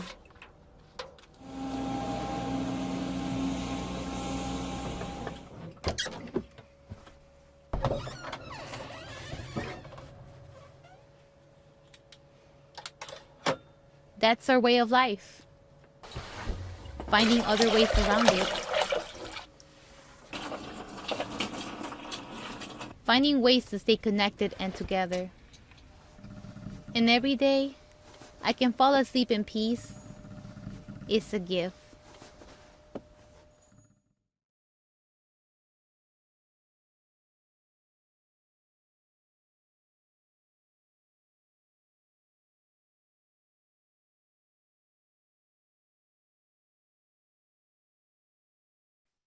Okay, Jessica. Thank you, Jessica. Thank you. Okay, Jessica, I will queue up your presentation. Am I in the right space? Yeah, that's good. Okay. Okay, well, thank you everyone for watching the short film.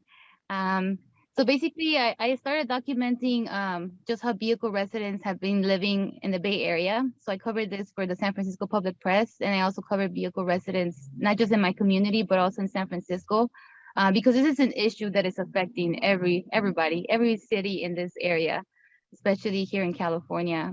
You can go next slide. So, sorry, yeah, so basically, so about the project, I was looking at those two communities and basically seeing how people were struggling to live on the streets because of the ordinances that are in place. So basically, you can go next slide. So basically, and it's really hard for me to see the slides on my phone. Sorry, I apologize. Hold on. You're doing fine. Yeah, oops, sorry.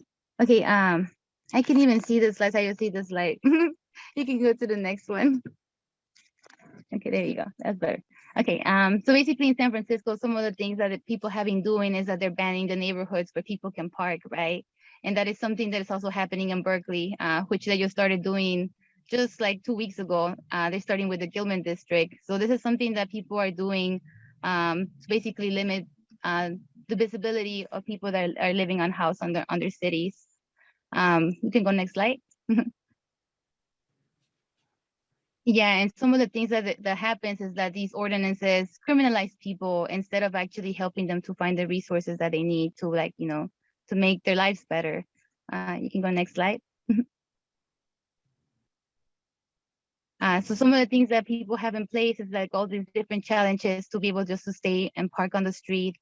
And I think one thing that we're probably doing wrong just as a local government is like we're basically putting in place obstacles for people to live instead of actually putting, you know, making paths for people to actually access resources and, you know, live also more consciously. And I mean, we already live more consciously on the street, as you can see. Next slide. I don't know if you can go to the pictures. Yeah. But one thing that we're always taking note of is just the signs. You can just go through the pictures as I speak. Thank you. So basically, some of the things that we're always having to think about is just being conscious of like how much food we have, how much water, how much electricity. So in a way, I think that's something that anybody can learn from a house residence is just how to be more conscious, you know, how to be more conscious of our everyday actions in order for us to be able to transition to, you know, to living more green, right? So for example, like on house residents that live in vehicles, they basically had to adjust to living small, to living with less, to living with, you know, just what you have available in that small, you know, footprint that you have in your vehicle. And I think that, you know, we're able to survive and make it. And I think that it's just a lesson for everyone that we are capable of living with less, you know, we are capable of like you Yeah, just not wasting so much. Like, for example, like to shower, like, you only really need like 2 gallons of water to just properly shower. That's how much water I use. And then to flush your toilet, you can also, like, instead of like using just like the water in the toilet, you can use the gray water to just flush the toilet so that you're not wasting more water. So these are some of the things that, in a house residence and vehicles do, because you just have to think about every single thing that's inside that vehicle. And also electricity, like there's also ways that people have transitioned to greener electricity on the streets. By using solar panels. Like solar panels used to be so expensive before, but now it's become more affordable that a lot of curbside communities will have solar panels and then just use generators at night if they have to. But I mean, I think that also gives you an option, that gives an option for everyone to really transition to solar energy. If we can do it, anybody can do it, And I think, like, for instance, like what I have in my vehicle is probably just like about $900 of equipment for solar things. And then I'm able to power, now I'm able to power more things. I can actually power an ice chest. So I'm so happy about that. But it took like 4 batteries, and batteries are not cheap. They're expensive. I mean, you had to invest at least $200 on each battery. But yeah, so the thing is that we can live like, in a more conscious way. And I think that, when people have that opportunity, if you only had the opportunity to just have access to water, access to a safe place to be, I think that people can actually, be able to, find their place in this world too, because that's what we're all just trying to do. We're just trying to coexist with everyone here. And yes, so that one's about Berkeley. So like I said, like Berkeley has been putting some also like ordinances to keep people from parking on the streets. One of them is like parking from 2 a.m. to 5 a.m. Only those 3 hours recreational vehicles are not allowed to park on the streets. And they just started enforcing that. They want to enforce it on the Gilman district where the community is still currently at, but people have been advocating for themselves because, there is really no solution if there's no safe place to go. And there is a safe parking lot right now in Berkeley, but it doesn't really welcome everyone. It's just only for RVs. So that leaves the families that live in vans, all the people that live in their cars, just out of a safe place to be. So these are just some images of when we used to live at the Berkeley Marina. So when we used to live at the Berkeley Marina, it was like pretty accessible for people to live there because there's already showers, there's already restrooms, electricity outlets in the restrooms, and accessible portable potties at night. So that's why like the Berkeley Marina was a place for unhoused residents to be able to just live, and there's people that live at the marina, people that have boats live at the marina. And I feel like it kind of becomes a class thing, that how come that people that live in boats should have access to these things, whether people in vehicles are, less and they cannot have access to these things. But in reality, my neighbors are just also asking for an opportunity, like not a free opportunity. People were also willing to pay for a landslip, but that opportunity is not even being given. So yeah, that's like one of the parents speaking at the city council, and their children basically watching this, like watching how the council just shuts down their opportunity just to park, safely on anywhere, And I feel like it's hard, for children to also like see that this is the way that the world is going towards, right? Towards like banning their existence. And I feel like that has to change, because I think we have invested so much money in putting these obstacles instead of actually, building community. And I think people try to build community on their own on their streets. I mean, this is why you see the clusters of people, of camps, of vehicles. I mean, people are trying to network. They're trying to survive together. Because, I mean, a lot of people that also live in their vehicles are elderly. So it helps for them to be around other people that can help them do their chores, to get water. Like I usually do that for my neighbors, I just get extra water for them. That's why I get all that water.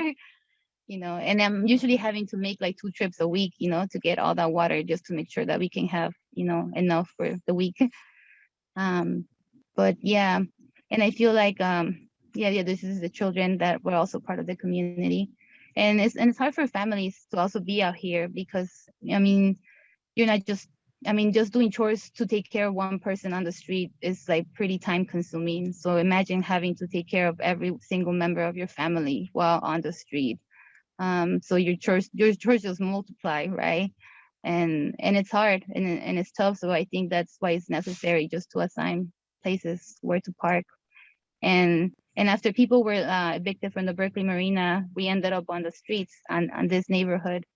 And, you know, it's been like we have kept it, you know, we have kept it clean and everything. And then I think in the pandemic is when everything changed because, you know, I mean, things got comfortable for everyone, right? I mean, we were also used to dealing with parking enforcement that a whole year without them, it was just like, it changed a lot of things, you know?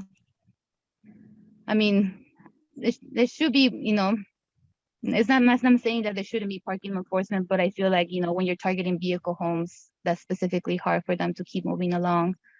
And there's something that's kind of just become part of our everyday life. And even though there's still a pandemic going on, I mean, we're still coming back to that, to parking enforcement again. So right now we're actually facing displacement in this neighborhood, and we're being forced out of here by different parking restrictions, like, you know, 4-hour parking and street cleaning more regularly. So it's been tough. But, you know, people still, you know, we're trying to just fight for our existence here. And this is, yeah, the children that, you know, in our community.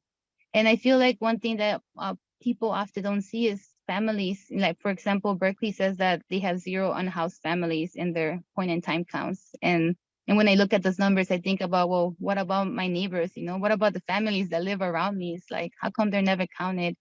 And because they're never counted, there's never resources allocated for them. Unfortunately, this is why there's no housing for families in Berkeley, because they think they have no unhoused families. So I think that's, I think what we have to do is just do more outreach, you know, and just like learn more about the people, you know, because I feel like there are all ways that we can connect with each other, you know. But yeah, and this is Theo, yeah. And that's the last slide. But yeah, just through my photography, I just wanted to show, you know, how, you know, we're just people trying to live here, the resilient moments of, you know, of our everyday lives. Because it could be, I feel like all the people see is just the blight, right? But there's more that happens behind that, you know. It's like, you know, people are also trying to clean their neighborhood, and it's hard when you don't have a dumpster, you know. So I feel like we're faced with the difficult choices here, and we're just trying to the best to make it. Yeah. But if you have questions too, let me know. But I think thank you. Thank you, Jessica. And we're gonna hold off on questions until the end. And but I'm sure there will be some. And thank you for just shedding a different light on the situation than I think what most people are used to seeing. The next up, yeah, thanks. The next up is Milan, and I believe you have your own screen or you're going to take it from your own computer, not me. Cool. It's all yours. Yeah. All yours. Awesome. Hello, everyone. And thank you so much for giving me this opportunity to give a presentation. I also want to shout out to each and every one of you for taking time off on a Friday morning and joining us to learn about the climate action. People like you really give me the hope that we have a chance to rescue our planet. So thank you so much for everything that you are doing and joining us today. I also want to shout out to Jessica for the wonderful presentation. We have been together in the Berkeley Council meeting for several policies that were actually impacting our unhoused community in the city. So great presentation, Jessica. But hello, everyone. My name is Milan Gore. I work as senior scientist in the field of genetic disorders. I'm also a founder of Cultivate Empathy for All. Today, I'm giving this presentation because this is where we are, facing the existential threat of climate change. And at this time, it is inevitable for each one of us to ask ourselves a question: what can we do individually in order to secure the safe future for all of us? In this presentation, I'll try to answer that question. Before we get into the detail, I want to introduce some of the terms that I'll frequently use throughout this presentation. One of them is carbon budget for 1.5C.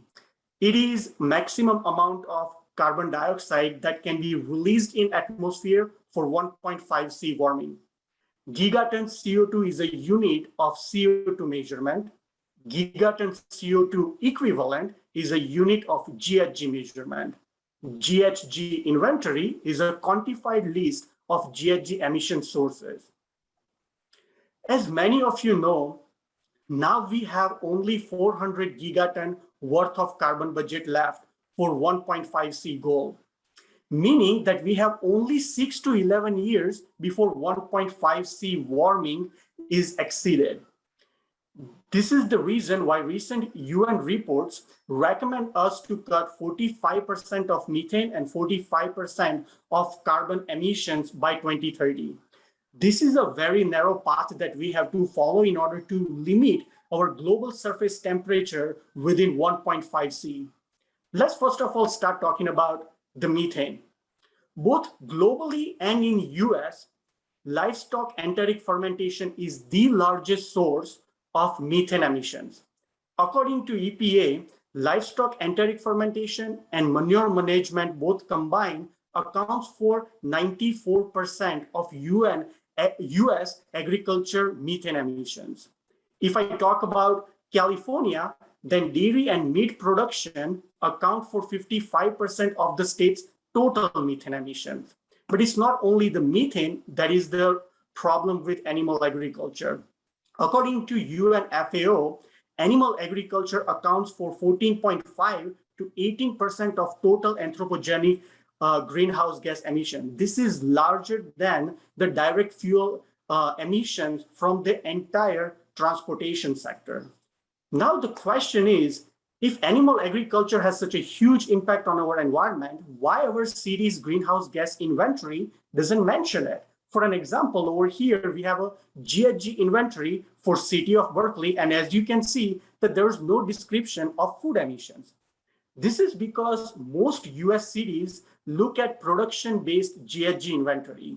This only looks at the GHG emissions from goods and services produced within the city limits. So for an example, if I'm consuming a food in the city of Berkeley that was produced outside the city limit, then production-based GHG inventory is not going to account for it. It is estimated that 80% of US population live in urban areas, and these cities and towns don't produce their food locally, meaning that the food emissions go unaddressed across all US cities and towns. And this is the reason why it is really important for us to look at the consumption-based greenhouse gas inventory. And when we look at Berkeley's consumption-based greenhouse gas inventory, we see that the food sector's emission actually exceed the direct fuel emission from the transportation sector. Majority of our food sector's emission come from animal-derived food like meat and dairy. Building electrification is such a hot topic in the state of California, and city of Berkeley has already banned natural gas in new building construction. I am all for this kind of initiative, but I also want to point out the fact that emissions from meat alone exceeds the natural gas emissions. So we have to address our food sector emissions as well. Now, this is the reason why UN IPCC's spatial report on food security concludes that diets rich in plant-based food can reduce greenhouse gas emissions up to 8 gigaton equivalent per year by 2050. In case of US, nearly 50% replacement of animal-derived food with plant-based food can reduce more than 40% of US agriculture GHG emissions and land use.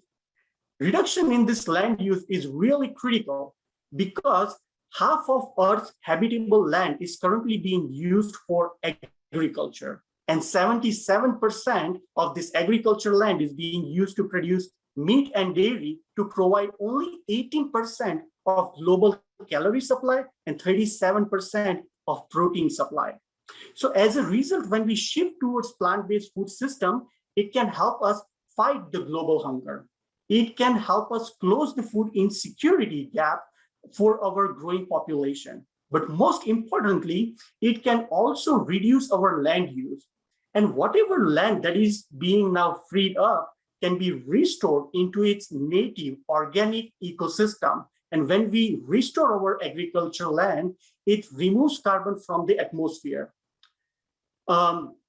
Recently, NYU researchers published a peer-reviewed study concluding that plant-based shift in our food system can restore enough agricultural land to remove 547 gigaton carbon dioxide by 2050.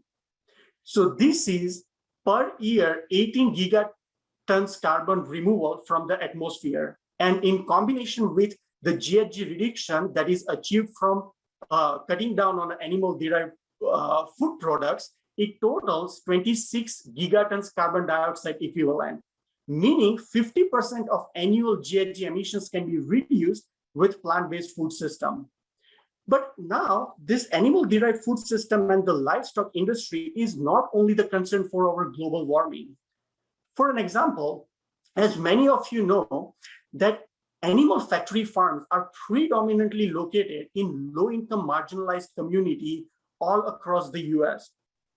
Recent study has actually concluded that more than 12,000 people die in these communities each year due to the air pollution from these animal factory farms. This is environment racism.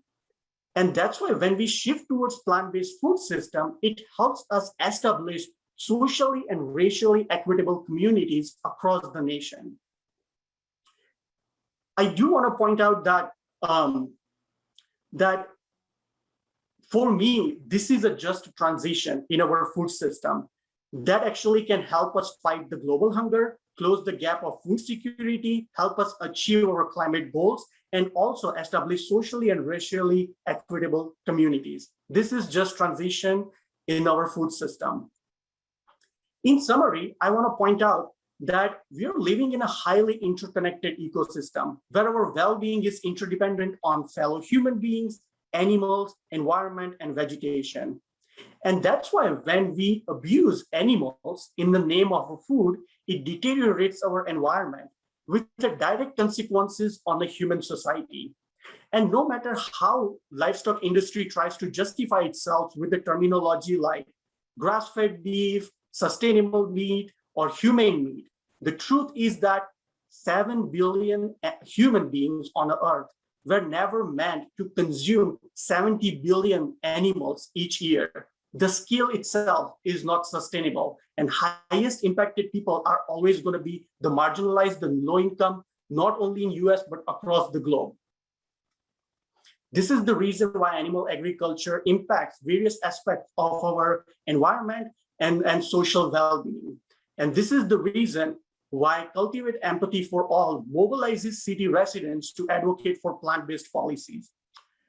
University of Michigan published a report concluding that 50% plant-based shift that focuses on beef reduction can reduce 51% of US food emissions by 2030. And to implement this solution, Cultivate Empathy for All put together a resolution called Vision 2025 for sustainable food policies. It asks city for 50% plant-based shift in their food procurement, along with forming an advisory body on sustainable food policies. Berkeley Council just adopted this resolution, and I want to shout out for the support of former Berkeley Council member Cheryl Davila, who actually sponsored this item, and her leadership.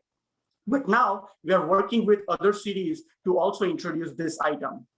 Now, this is a resolution, so it is definitely not going to be implemented. It's like setting a goal. So that's why we have drafted a food procurement ordinance that requires city to replace red and processed meat with healthy and climate-friendly food, along with prohibiting food procurement from animal factory farms. Right now, we are working with Berkeley Council to introduce this ordinance. Now, food procurement is really a good place to start for a plant-based shift, but then we need this plant-based shift across the community as well. So that's why we have put together public education ordinance. It requires Department of Health to establish public education campaign on a plant-based nutrition that focuses on the benefits of environmental health, public health, and animal health, because all our health are interconnected. It's a one health. Right now, we are working with Mountain View as well as the Berkeley City Council to introduce this item. As many of you know, that most California cities provide retirement benefits to their public employees through a state agency called CalPERS. CalPERS invest nearly $679 million into animal factory farming companies globally. And those companies are also the ones associated with deforestation in Amazon. And so that's why we have put together a resolution item that urges CalPERS to divest from animal factory farming companies. And the resolution also recommends CalPERS to instead consider investing into California's local plant-based economy as well. Berkeley Council adopted this resolution in April, and right now we are working with San Diego Council and Irvine Council to introduce CalPERS factory farming divestment resolution. In conclusion, our strategy is very simple. We first of all have city adopt Vision 2025, and then we advocate for food procurement ordinance, public education ordinance, and CalPERS factory farming divestment resolution. If you're interested in advocating for plant-based policy in your city, please email me at milan@cultivateempathyforall.org. I will send you the draft of the policy for your city that you can email it to your council member. If your council member requests more information, please schedule an appointment, and I'm happy to actually give a presentation at the meeting. Cultivate Empathy for All is a zero fundraising organization, meaning we don't ask for your money, but we do ask for your voice in order to establish sustainable food system across US communities. This is the reason why I hope that this presentation has inspired you to engage in the plant-based policy advocacy. I also hope that you bring 50% plant-based shift in your own lifestyle as well, because when we become the change that we want to see in the world, it truly strengthens our advocacy. These are my references, and I'm happy to answer a question at the end of a session, but if I can't, please feel free to email me. I would love to be in touch with you. Thank you so much. Okay, thank you, Nilang. That was fantastic. And we do have certainly requests for your slides, which will be made available to everyone after this. And just to move things along, I want to make sure that we respect everybody's time. I want to ask Jacob Johns to step forward, and I believe you are going to use your own computer and not rely on me to do a poor job of sharing slides. Yeah, thank you so much. And you're doing a great job. There's just a little bit of hangups there, totally. My name is Nico Johns. I'm a community supported organizer. I'm based out of Spokane Territory, which is also known as Eastern Washington State, Spokane County. Yeah, so I just wanted to, I got brought on specifically to talk about just transition. I'm a member of the U.S. Climate Action Network, and we've been working on developing some sort of structure, some sort of movement for adults that are 35 and up that still want to engage in environmental stuff, thinking about more of like an adult version of Sunrise and what that would look like. And derived from the network after 2 years was a concept called Arm in Arm, which is the adult version of Sunrise aimed at adults that are 35 and up. And I'm going to start by just giving a brief presentation about Arm in Arm, and then I'm going to talk about just transition and how that looks. So I'm going to share my screen right now. So here we are, present. Arm in Arm. So Arm in Arm was derived out of US CAN. It's basically the adult version of Sunrise that's aimed at transformational eras that ignite climate crisis by centering racial and economic justice. This is a big concept, I think, when we talk about equity, and we talk about racial justice, and we talk about all of these things that are combined, and how like none of it really matters if the planet is on fire and we have no livable future. None of this matters whatsoever. And when we combine all of these things that affect us in all these other different ways, underneath this umbrella of the planet and coming together and centering that justice and centering movement forward together, then it's important for us to sort of give fuel to that and develop things and inspire a structure that creates those sort of things. Arm in Arm is just basically filling up the gaps. There's a lot of people who are within the age bracket of 35 and up, and we're looking at like, hey, how do we plug in? We see the planet's on fire. There's all these things that are coming through, the oceans being, destroyed. There's all these horrible things happening. And there's this huge energy specifically from folks that are 35 and up who want to participate but don't know how to engage. And so we're trying to create the structure to engage every average day Americans to focus on solving the climate crisis by focusing on racial and economic justice as being the catalyst for moving us forward and progressing society ultimately forward. Sit here, sorry. We have principles. Basically, it's just like, a decentralized concept of people uniting underneath this banner and focusing on ways that we can work on the climate through the lens of justice, social justice, and environmental protection.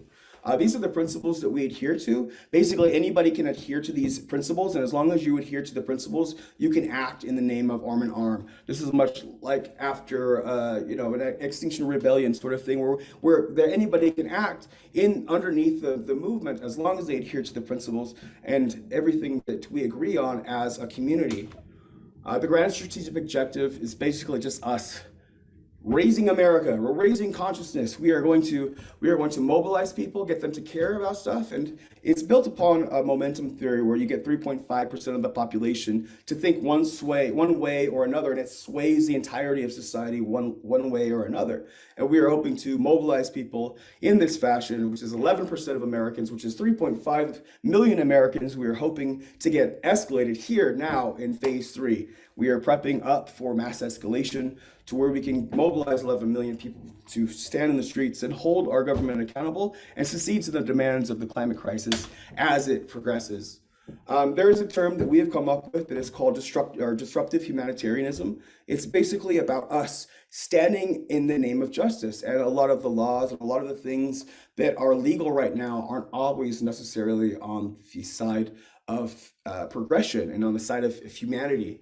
I think it's really important for us to take the initiative and stand together and unify and say, hey, listen, no, we will no longer accept these things. These are going to be the things that we move forward together with, right? Like we are breaking the law together in simultaneous actions so that we are seeing progression after we are forcing our ways into the conversation. Jacob, just really briefly, are you changing slides? Because it's still on the opening slide. We don't see it changing. You might need to, it's all right, check your share settings and make sure you're sharing on the right tab. We don't see your slides. Okay, I am flipping through here. I had some issues with my Zoom earlier. Yeah, you might need to stop sharing and then click reshare and then select should be a couple options and make sure you're sharing on the right tab, the correct tab, excuse me. Okay. Go ahead and stop sharing. No, I'm just gonna stop sharing. Here you go. Here we are. I can't figure it. I had some issues with my Zoom earlier and updated, and there was a lot of security restrictions. Anyways, I had a bunch of cool slides that was popping up. And ultimately, as we are talking about mobilizing America and getting people to actually care about stuff, here we are as American citizens. We have talked about, imperialism and colonialism and all of these things, and we're completely separated from each other internally within our nation and also across communities that are fighting similar fights across the world. We're completely separated from that. And one of the main reasons that we have these separations is because of systematic racism and economic injustice. When we start thinking about how we can address those, and that those issues are really the pivotal moment that are holding us back from unifying as American society, then it is about us unifying underneath the banner of social justice and racial justice as environmentalists. So right now we're in the phase 3. I was clipping through. We have a lot of cool stuff that we've been doing. We prepped in order to get everything ready. Then COVID happened, and we've had to switch to a digital thing. We are still on track for mass escalation next year. We're trying to get folks within the spectrum of activism to come and stand together and, more importantly, organize underneath this banner of doing things. We have hubs in Florence, South Carolina, Birmingham, Alabama, Washington, D.C., Spokane, Washington. Always, we got a bunch of groups that are popping up all over the place. We have different regions. We have all of these stuff of really cool people. We're joining coalitions on all of the fun things they're doing. I have some cool slides that I will share later on if people are interested in looking at those infographics. But as we start talking about like, what does that mean? You know, what does any of this have to do with just transition? Right? What does this have to do within that framework?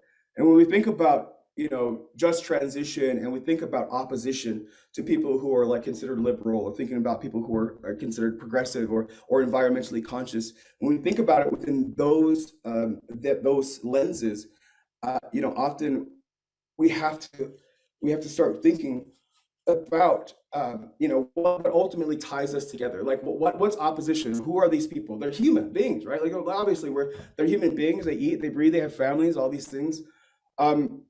And it's important for us to recognize that even though there is powerful opposition and big money, big corporate money for people who want to keep the system the way it is, that we have the power ultimately as human beings, right? We need to connect to the other side, which was just hella difficult. Like within the Trump era, we have all these, you know, right-wing fascists who are just out here doing all this crazy stuff. But ultimately, we have to start thinking outside of what it is that we're presently enveloped in, and start thinking about the future possibilities of what is the world that we want to live in? What kind of a world do we want to create for our children? Like, what does the air look like for future generations? We need to worry about these things. And this is important for everyone, not just for people within our paradigm and within our groups who think alike. We need to focus on these things for other people and for the whole of humanity, not to mention all of the plethora of species that inhabit this world with us. We are a part of that, and they are a part of us. So we start talking about just transition. We need to start looking at the resistance to what this looks like. Like, you know, why would anybody be opposed to a just transition? You know, I think a lot of it stems from corporations that have been targeting rural, underserved communities for years. You know, this type of idea of being you know, economically disadvantaged, and then a corporation comes in and say, hey, listen, we have jobs. It forms with the identity of the workers. It creates a sense of stability in a post-colonial world.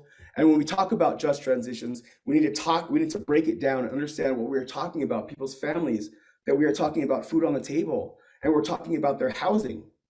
These people are resistant to it because they have identified within the safety of a corporation, being a company town and all this stuff. These pollutions, the communities that are being polluted are also being sustained by the same corporations that are providing jobs for them. This is where company towns come in. We start thinking about, you know, company towns turning into company-owned politicians that push corporate agenda within political platforms.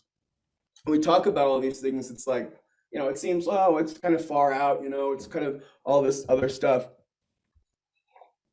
But it was Mussolini who stated that fascism was the marriage of corporations and governments. And we can see that now with like elected officials being funded by large corporations and creating this whole like pro-job movement entrenched in white supremacy. And this is the glue that's holding together this new age fascism, the AKA also known as old and dying outdated systems of living on this planet. Company towns of polluting industries also give residents false choice of putting food on the table and contaminating their bodies. Their jobs in production and their jobs in cleanup if corporations wanted to clean up in their messes. Actionable arguments can be seen and made through the arm and arm framework to polarize the issues and to bring people over to our side. There's this underlying narrative that equates being pro-environment means being anti-job somehow. And somehow being against these industries that just poison our earth and poison each other and all of the planet and the world that we know of. It makes a lot of sense when you equate being pro-environment with anti-job. It really makes a lot of sense when you're barely making it. You're struggling, you're holding on to all these things.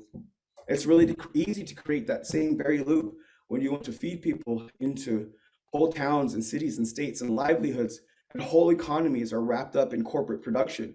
With folks funding their own solutions, we have the opportunity to begin to practice new systems and new paradigms that serve all of us. And it's really important for us to embrace this. Like, you know, the old world is dying. These fascists are out of place, and it's like these death rattles of this old world that is built off of the foundation of the Industrial Revolution, right? This is the basis of capitalism, colonialization. When we talk about this and the resistance to it, we need to understand that some people feel that attacking these poisonous industries are attacking them because they identify with that mentality. But when we talk about just transitions, we need to break it down in that way. Like when we say this to opposition, we're saying we want to take the food away from your children's mouths. We're talking about their housing. We're going to make it so you can't pay rent. That's what they hear. A lot of people hear this negative content. It's really like this, this systematic approach from corporate ways to get people to be anti-union, right? Like this is a whole thing. When we understand this power dynamic, it creates this idea that we are not in control, that we have to find safety in packs, that we have to have like this gang mentality that is just beginning to become more and more of a catalyst for white supremacy, tightening down this ideology into the Trump era fascists. And it's really, in order for our people to feel comfortable and to have conversations in their own good, we need to have alternative solutions and jobs and comparable wages that come with them. And the only way to actually create alternative solutions is for the government to implement policy, appropriate funds for the expansion of pollution, for free technology and green jobs. We're building towards mass escalation because the government is not moving fast enough to save our lives, to save our children's lives. Like we need to do something now. And we need to spread that energy and that fire and the passion within our hearts as human beings who feel the call of the future pull us forward into the present moment. These parasitic relationships are at the base of the Industrial Revolution, and they made us the first world power. Now, as we're on the brink of impending climate collapse, is dooming, apocalypse, we must turn to the truth that makes us human. That being pro-environment is about looking at the whole picture, not just thinking about our current economic state of being, but the whole picture and what that looks like for us to take care of other people's families in the future. We're all related here together as children in this planet, like children in utero connected to their mother in the womb. We are that. It's about not about putting humans last. It's about seeing humans as part of the environment that needs to be taken care of and preserved as well. We must take care of our loved ones and ourselves. Being in opposition to something that solidifies it just really strengthens that, and I'd like to switch the narrative to focus on supporting unions that work within grain industries.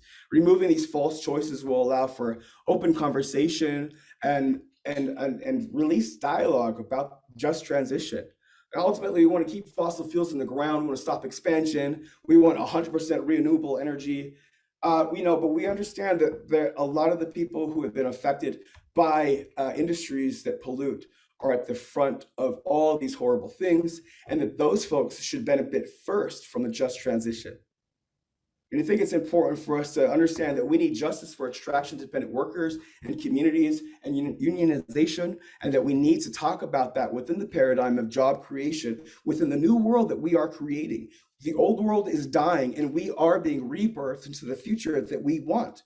And it's important for us to not only talk about it, but to get into the streets and stand in solidarity with our fellow Americans, more importantly, our fellow human beings, to show the rest of the world that yes, the people can stand up and our people can hold our governments accountable. And it is happening, and it's happening now, and you can do it too. So I'm going to drop my contact information on the website in here. There's a cool slide that has a bunch of cool stuff in there. I will drop those slides in the chat as well. And yeah, I think that's my time. Awesome. Thank you, Jacob. You are always an insanely powerful speaker, and you really don't even need slides. So I have put the Arm in Arm link in the chat somewhere, but of course, there's been a lot of discussion since then. So please, Jacob, throw it in there again. And yes, everyone will get Jacob's slides. And finally, I want to hand it over to Jill. And Jill, I know you want me to do some of your slides, and I'm fingers crossed that I have fixed my problems. Hey, Choyahwe, Jill Sherman-Warne, Natinhwe Natanuk. I am here from the beautiful Hoopa Indian Reservation. I am Satya. I'm so happy to see everyone and honored to be with everyone. I kind of feel like why am I with this amazing group? Jacob and Jessica, I mean, and I'm going to say your name wrong. Nolly? Anyway, I apologize. So I am here, and I'm going to have Sarah go ahead and start my video. I really felt like it was important to give you a sense of where tribes are. You know, we hear about tribes, we think about tribes. If we're old enough, we remember the crying Indian when, you know, with the pollution video from years ago. But I really wanted you to see where tribes are. So I'm going to take a reservation that's in Southern California within the red boundaries there, and we're flying in. Manzanita is one of 19 tribal reservations in San Diego County. And when we think of San Diego County, we don't often think of it looking like this. So we're going into the reservation, which basically has one main access to their tribal facilities and their homes. And what do we see? We see that it is predominantly dirt roads. We see no sidewalks. We see no pavement. We see no double yellow line. We see no street lights. We see an environment unlike any other community that we've happened to visit or know of.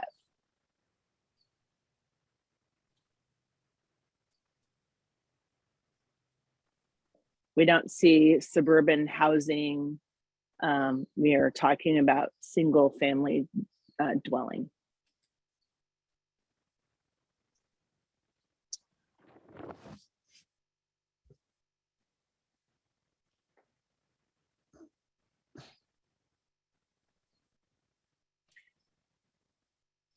And I wanted you to see this video of the reservation. The red line is the boundary of the reservation.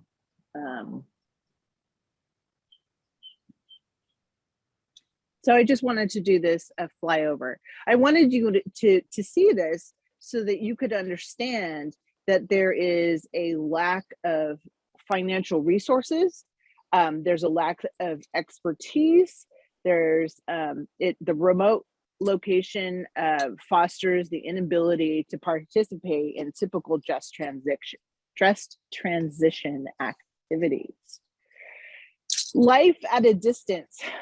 Many of our tribes, like my tribe here, and I'm going to stand up really quickly so that you can see many of our tribal people still continue to engage in what's called subsistence living. And so my family, I'm going to see if you can see it. That's the river that I grew up on. The village across the way is Methilflin, which is where I come from. This is where I know my grandfather was born there. My father's father's father.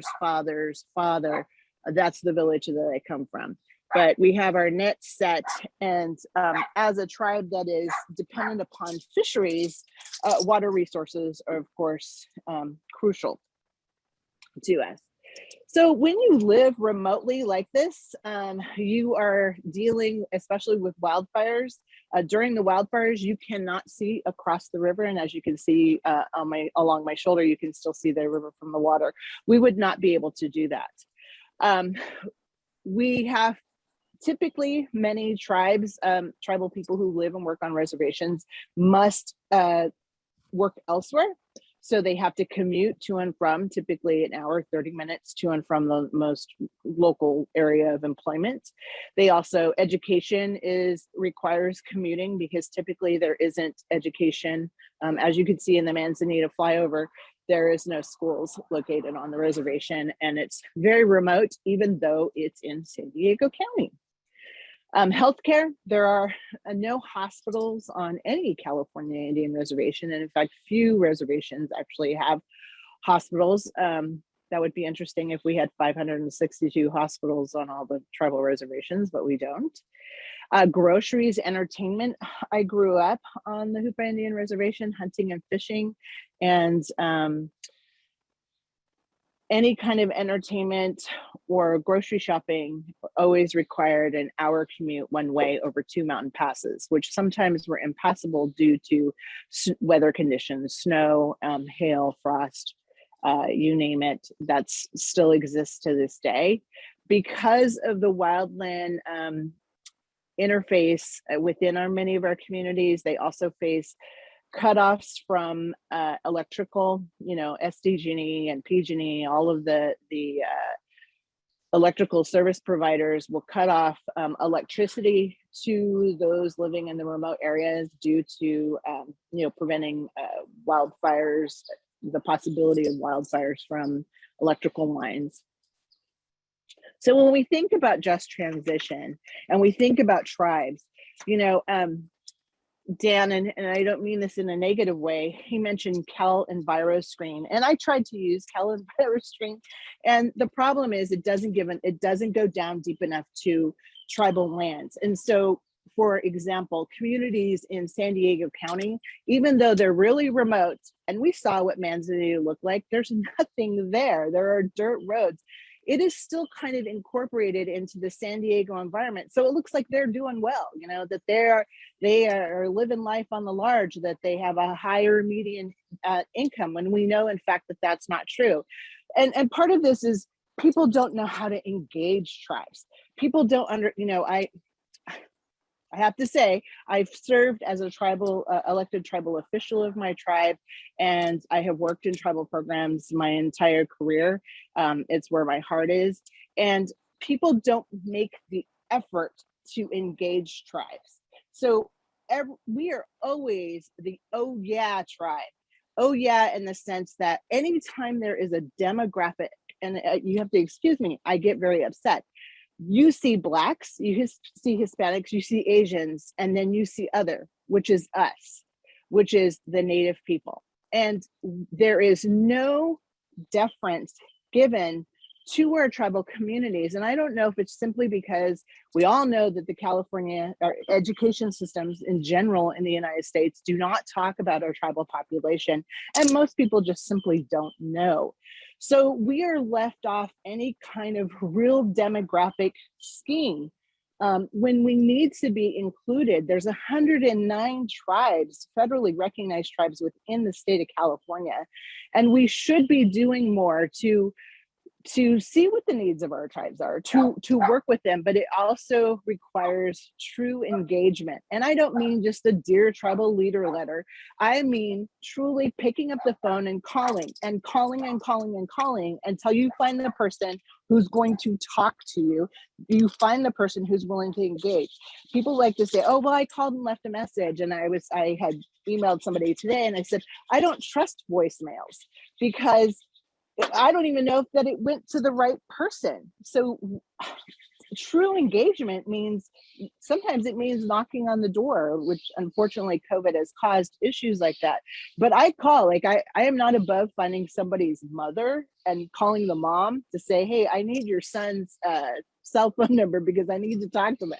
I mean, that is what you do to truly engage tribes. And to, in just transition, there's a lot of people on here who have the ability, who have the power to do something about it, to say, where's the tribal information? Don't we have tribes here? There's tribes all over the Bay Area. There's powwows in the Bay Area. Like, you want to know how to engage tribes, go ahead and show up at a powwow. You'll be amazed at how receptive people are. They're just as interested in you as you are in them. They want to know about you. And absolutely right. We don't all own casinos. There's this, my brother works for Cal OES, and I honestly do not know how much longer he will work there, because Cal OES, or actually any infrastructure within the state of California, I'm sorry, but they're not really interested. Do you know what the things that they say about tribes behind closed door? Oh, well, they have casinos. Oh, well, they don't contribute to the tax base. Tribes in California, 109 tribes, we are actually one of the largest employers in the state of California if we just looked at tribes individually. Hupa, my tribe in Northern California, where I'm calling from, is one of the largest employers in the county. And they don't only care about themselves, they care about the rest of the community. Because truly, you know, let me leave you with this thought. How we care for our most vulnerable people is an indication of how we are as human beings, as two-legged. How we care for one another. We already see how we're not caring for our scaled friends, for our feathered friends, for our, well, they're not friends, they're our family, for our two-legged, our winged. We're not caring. And everyone sits around and goes, oh, I wish I knew what I could do. Yes, Jessica, your presentation about living small, living smart. I mean, it's not just about living small, it's about living smart. We had to put our thinking cap on, because I can guarantee you the people who are parents on this call right now, you probably own an iPad, you probably own a computer, you probably own a large TV screen. Like we're a consuming society. And in our consumerism, we forget to think about each other. And an indication of how bad we're doing is the fact that tribes are always left out. And yet there's 109 of us in the state of California, and everyone forgets. I work with a lot of state representatives, and it really is frustrating when they call me for my expertise on how to work with tribes, but they don't want to pay me to gain my expertise. And right now I decided, because I'm very concerned about my tribe, about what's going on. I'm actually, I just pulled out my papers to run for tribal council. I've served on my tribal council before, but I'm interested in serving again. And the response thus far has been overwhelming for me. And I haven't lived on my reservation for about 20 years. But you know, maybe it's time for me to come home, because I am super concerned about where we are in climate change. I do come home every summer. I come home, you know, once or twice a month, and I fish and I hunt. And when I see the changes in our fish right now, you know, I showed you the net that's in the river. It is filled with moss. It will weigh 200 pounds when I go to pull it down. So our rivers we're dealing with cyanotoxins. We're dealing with contaminants that are coming out from old dumping sites. Our issues are at home, are on a precipice. We're going to fall one way or the other. And I'm hoping that we fall up, that we become recognized. And so I'm just here today to say, do something. And there's one thing that you can walk away from this meeting doing, is every time you see a state strategy, every time you see a plan, every time you see a government run, you know, system that fails to recognize tribes, say something. Say something to say, where is the tribes? And let's, you know, somebody quickly said, don't forget the unrecognized tribes.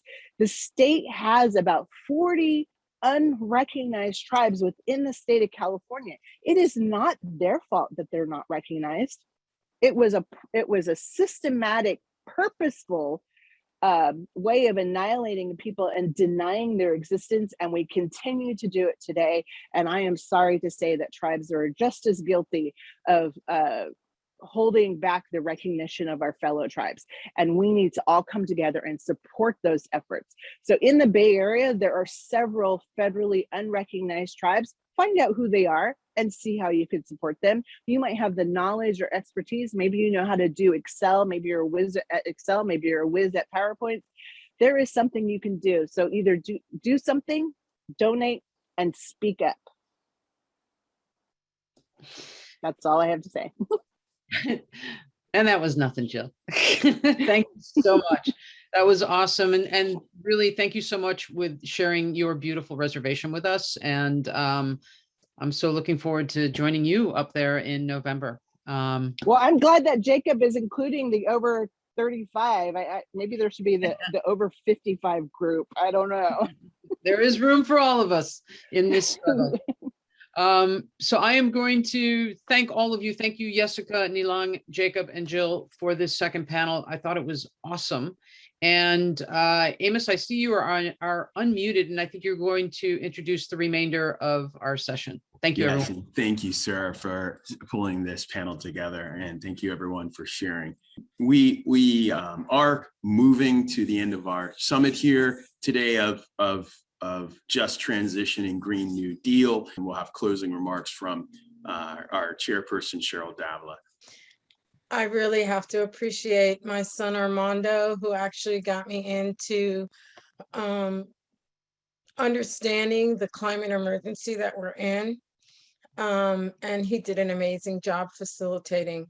Thank you, Andres, Alada, Cynthia, Sarah, Jessica, Nalang, Jacob, Jill, Elaine, Jack, Steve, Amos, Beth, Ruth, Karina, Herb, Beth, Glenn, Eduardo, and all of you for being here today. It's been an incredibly amazing day. I'm just so blessed and grateful to all of you. Just something that I heard the other day, which was so disturbing when I was talking about a situation with COVID and the climate emergency. This person mentioned sacrifice zones. Sacrifice zones. They were, I was stunned, and the people on the Zoom were stunned as well. But I was thinking of redlining and all the various ways we have already had sacrifice zones throughout this country and the world. We cannot let this continue. Change is necessary to stand united in our path forward to a just transition with the Green New Deal, a red, black, and green New Deal, and where we can all live, be sustainable, and have a just and regenerative future. Thank you again for being here. We look forward to seeing you on November 19th, the United Climate Actions, which is our final series. You can register now.